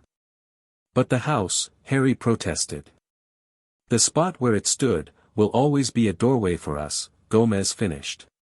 We Addamses are never far from where we've been. Just a shadow away. A nightmare's distance. A scream's echo. We'll visit, Wednesday added, which from her seemed like an extraordinary promise. Harry nodded, surprisingly sad to see them go. For all their strangeness, all the chaos they had brought to Hogwarts, the Addams family had saved them tonight, had perhaps saved all of magical Britain. Thank you, he said simply. Don't thank us yet, Wednesday replied with her almost smile. The old magic will change many things. Not everyone will be pleased. Change is painful, especially for those who prefer the comfort of control. But worth it? Cedric asked. Always, Morticia assured him. Magic should be wild and wonderful and slightly dangerous. Like love. Like life itself. Time to go, boys, Gomez said, checking a pocket watch that appeared to have 13 hours on its face. Adventure awaits. Mystery beckons. Breakfast approaches. Harry and Cedric made their way to the pathway, Lurch following with the captured Wormtail. At the threshold of silver light, Harry turned back for one last look at the Addams family. They stood together among the ancient stones, black silhouettes against the fading moon, a perfect tableau of elegant strangeness. Wednesday raised one pale hand in farewell. "Remember, Potter," she called. "We leave scars." Harry touched the silver lines on his palm and nodded. Then he stepped into the pathway, carrying both a prisoner and a story that would change the wizarding world forever. Hogwarts welcomed them back with chaos, relief, and no small amount of disbelief. Dumbledore and the assembled professors rushed forward as Harry, Cedric, and Lurch emerged from the pathway with Wormtail in tow. "Harry! Cedric! Thank heavens," McGonagall exclaimed, looking as close to tears as Harry had ever seen her. "When we lost contact, Pettigrew," Snape interrupted, staring at the prisoner with undisguised hatred. "So it's true. The Dark Lord attempted to return." "Not attempted," Harry corrected grimly. "He did return. We saw him, fully resurrected." Gasps and murmurs spread through the gathered crowd. Dawn was breaking over the forbidden forest, casting long shadows across the grounds where dozens of students had gathered despite the early hour. But then, Dumbledore began, his eyes grave. "The Addams family happened," Cedric explained with a tired smile. "They showed up and, it's hard to explain." "Try," Dumbledore suggested gently. Harry recounted the night's events as best he could: Voldemort's resurrection, the Addams' timely arrival, the final ritual with the silver dome that had stripped the Dark Lord of his newly acquired body, returning him to his wraith-like form. When he finished, silence fell over the gathering. Dumbledore stroked his beard thoughtfully, gazing toward the horizon where the last stars were fading. "The old magic," he murmured. "I suspected the Addams family was connected to it somehow, but I never imagined the extent." "Sir," Harry said, holding up his palm with its silver markings. "Wednesday called us guardians. She said the old magic would change things." "Indeed it will, Harry," Dumbledore agreed. "Indeed it has. Look around you." Harry did, truly taking in Hogwarts for the first time since their return. The castle seemed, more, somehow. Towers that had been damaged over centuries had repaired themselves. Colors appeared more vivid. The very stones seemed to hum with life. And everywhere, faint silver lines traced patterns of power, connecting earth to castle to forest to lake. "Hogwarts as it was meant to be," Dumbledore said with something like wonder in his voice. "As it was when the founders first raised these walls." "What does it mean for us?" Cedric asked. "For magic." "That, Mr. Diggory, remains to be seen. But I suspect our curriculums will require significant revision." Dumbledore's eyes twinkled suddenly. "Professor McGonagall has already reported transfigurations occurring with mere intention rather than incantation. Professor Flitwick's charm students accidentally levitated his entire classroom yesterday. And Professor Snape. My potions are brewing at 3 times the normal speed with half the ingredients," Snape confirmed, looking almost pleased. "The magical properties of common materials have been enhanced." "What about Voldemort?" Harry pressed. "He'll try again." "Yes, he will," Dumbledore agreed, his expression sobering. "But perhaps on different terms. The magic he has always relied upon is changing. He must adapt or fail." "And the Ministry?" Cedric asked. "My father says they're in an uproar over the Addams incident, as they're calling it." "The Ministry will also need to adapt," Dumbledore replied diplomatically. "Particularly with Mr. Pettigrew here to testify about Lord Voldemort's return. I believe Minister Fudge will find it difficult to deny what has happened." Lurch groaned and deposited the still-bound worm-tail at Snape's feet. "Return, home, now," the butler managed in his deep, halting voice. "Of course, Lurch," Dumbledore said with a respectful nod. "Please convey our deepest gratitude to the Addams family." Lurch nodded, then turned and walked back through the silver pathway, which shimmered once before disappearing entirely as the last edge of the moon dipped below the horizon. "I believe breakfast is in order," Dumbledore announced to the gathered crowd. "Followed by a well-deserved day of rest for our champions. Classes will be cancelled today while the staff adjusts to our new magical reality." As the crowd began to disperse, Ron and Hermione fought their way to Harry's side, both talking at once, demanding details. Cedric was similarly mobbed by Hufflepuff supporters. The new day had begun, and with it, a new chapter for Hogwarts. But Harry paused, looking back at the circular depression where the Addams mansion had stood, where the pathway had opened. In the early morning light, new silver-veined flowers had already begun to sprout around its edges. "We leave scars," he murmured, touching the matching marks on his palm. "Beautiful, magnificent scars." Epilogue. 1 year later Harry sat beneath the gnarled oak tree that had sprouted from the center of what everyone now called the Addams Circle. The massive tree had grown overnight following the family's departure, its branches twisted into shapes that sometimes resembled reaching hands, its leaves whispering in voices that almost formed words. Around him, Hogwarts thrived in its new magical renaissance. The restored ley lines had transformed education at the ancient school, necessitating entirely new approaches to teaching as students found their magical abilities enhanced, expanded, and occasionally explosive. McGonagall had established a new course specifically on intention-based magic, teaching students to channel their will without wands or words. Flitwick incorporated musical elements into charms, finding that melodies could shape spellwork more precisely than incantations alone. Even Snape had reluctantly acknowledged the superiority of intuitive potion-making over rigid recipes.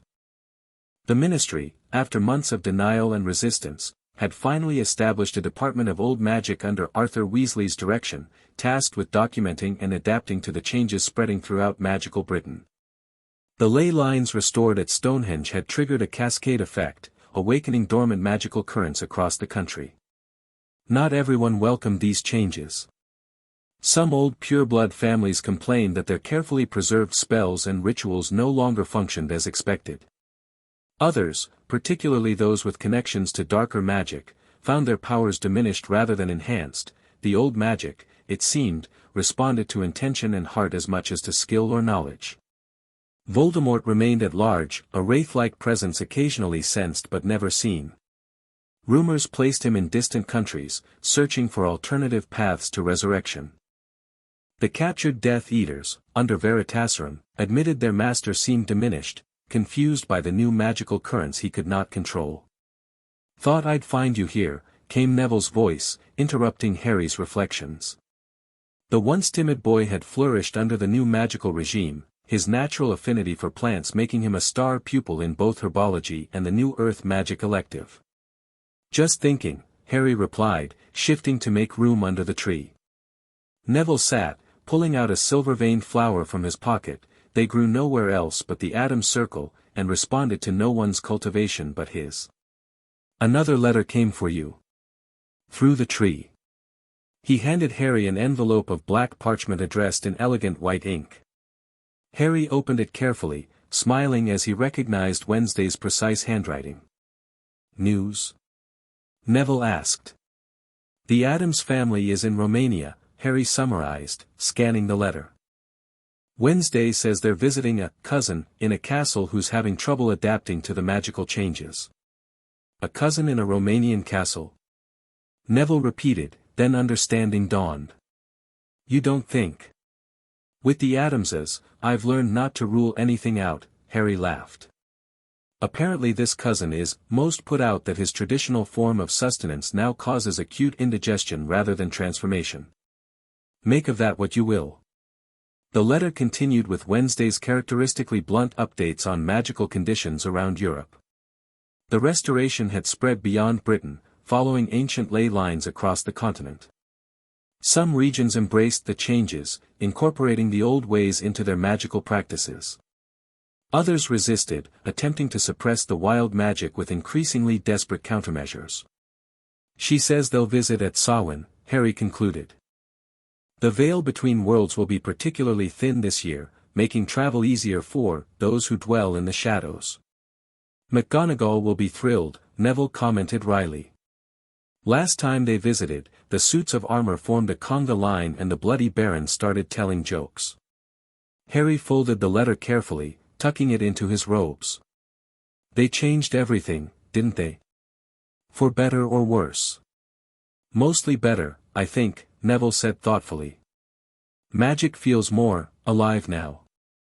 More connected to who we are, not just what we say or do. They sat in comfortable silence, watching other students cross the grounds. Some practiced wandless magic, their hands trailing silver sparks. Others communed with plants or creatures in ways impossible a year ago. Luna Lovegood sat by the lake's edge, apparently holding a conversation with the giant squid, which now sported a bow tie permanently. Did I tell you Cedric's starting an exchange program? Harry mentioned. Magical schools sharing knowledge about how they're adapting to the changes. Even Durmstrang and Beauxbatons are participating, despite how the tournament ended. Speaking of which, Neville said, pulling a newspaper from his bag. Have you seen today's Prophet? Harry took the offered paper, raising his eyebrows at the headline, Ministry announces revival of Triwizard tournament with new old magic focus. They're bringing it back. After everything that happened? Read the details, Neville urged. Harry skimmed the article, his surprise growing. The new tournament would focus on cooperative magical endeavors rather than competition, bringing schools together to strengthen ley lines and restore magical creatures and places that had faded over centuries. Participation would be open to students of all ages, with appropriate safety measures based on magical affinity rather than age or experience. This sounds almost sensible, Harry marveled. Not at all like the Ministry. Look who's heading the organizing committee, Neville pointed to a name near the bottom of the article. Arthur Weasley. Harry grinned. No wonder. The Department of Old Magic is actually making positive changes. A shadow fell across the newspaper as someone approached. Harry looked up to find Luna standing before them, her usual dreamy expression replaced by something more focused. They're coming, she announced without preamble. Who is? Neville asked. The Addamses aren't due until Samhain. Luna shook her head, pointing toward the Forbidden Forest. Not the Addamses. The others. The ones who've been waiting for the magic to return. Harry and Neville followed her gaze. At the forest's edge, barely visible in the dappled shadows, stood figures, not human, not centaur, not any magical being Harry recognized. Tall, willowy forms with features that shifted like leaves in wind, crowned with branches or antlers, their eyes reflecting light like stars. The forest folk, Luna whispered reverently. They've been sleeping since the old magic faded. Wednesday told me they would wake eventually. As they watched, one of the figures stepped forward, raising a hand in what might have been greeting before melting back into the forest shadows. Should we tell Dumbledore? Neville asked, his voice hushed. He knows, Luna replied confidently. He leaves offerings at the forest edge every full moon now. Respect for the old ways. Harry thought of the silver lines on his palm, faded now to faint scars but still tingling occasionally when he performed magic. He thought of Wednesday's final words to him, we leave scars. Beautiful, magnificent scars. The Addams family had indeed scarred Hogwarts, scarred the magical world, scarred Harry himself, but as scars that healed stronger than before. Old magic flowing through new channels. Ancient powers awakening in modern minds. Wild, unpredictable, alive. Do you regret it? Neville asked suddenly. Being part of the change? Harry watched the forest where the strange figures had appeared, felt the living tree at his back, sensed the silver power flowing beneath the ground. He remembered the chaos, the fear, the uncertainty, but also the wonder, the discovery, the connection to something greater than himself. Not for a moment, he replied, smiling as a silver-veined flower bloomed beneath his hand, opening its petals to reveal a tiny face that winked at him before dissolving into luminous pollen. Wednesday was right, he added softly. Magic should be a little bit dangerous. The tree behind them creaked in what sounded suspiciously like laughter, its branches shifting to form a pattern against the sky, a pattern that, if viewed from exactly the right angle, resembled a perfectly formed hand giving a thumbs up. The end. Thank you for watching this video. Please be sure to subscribe to our channel and like this video.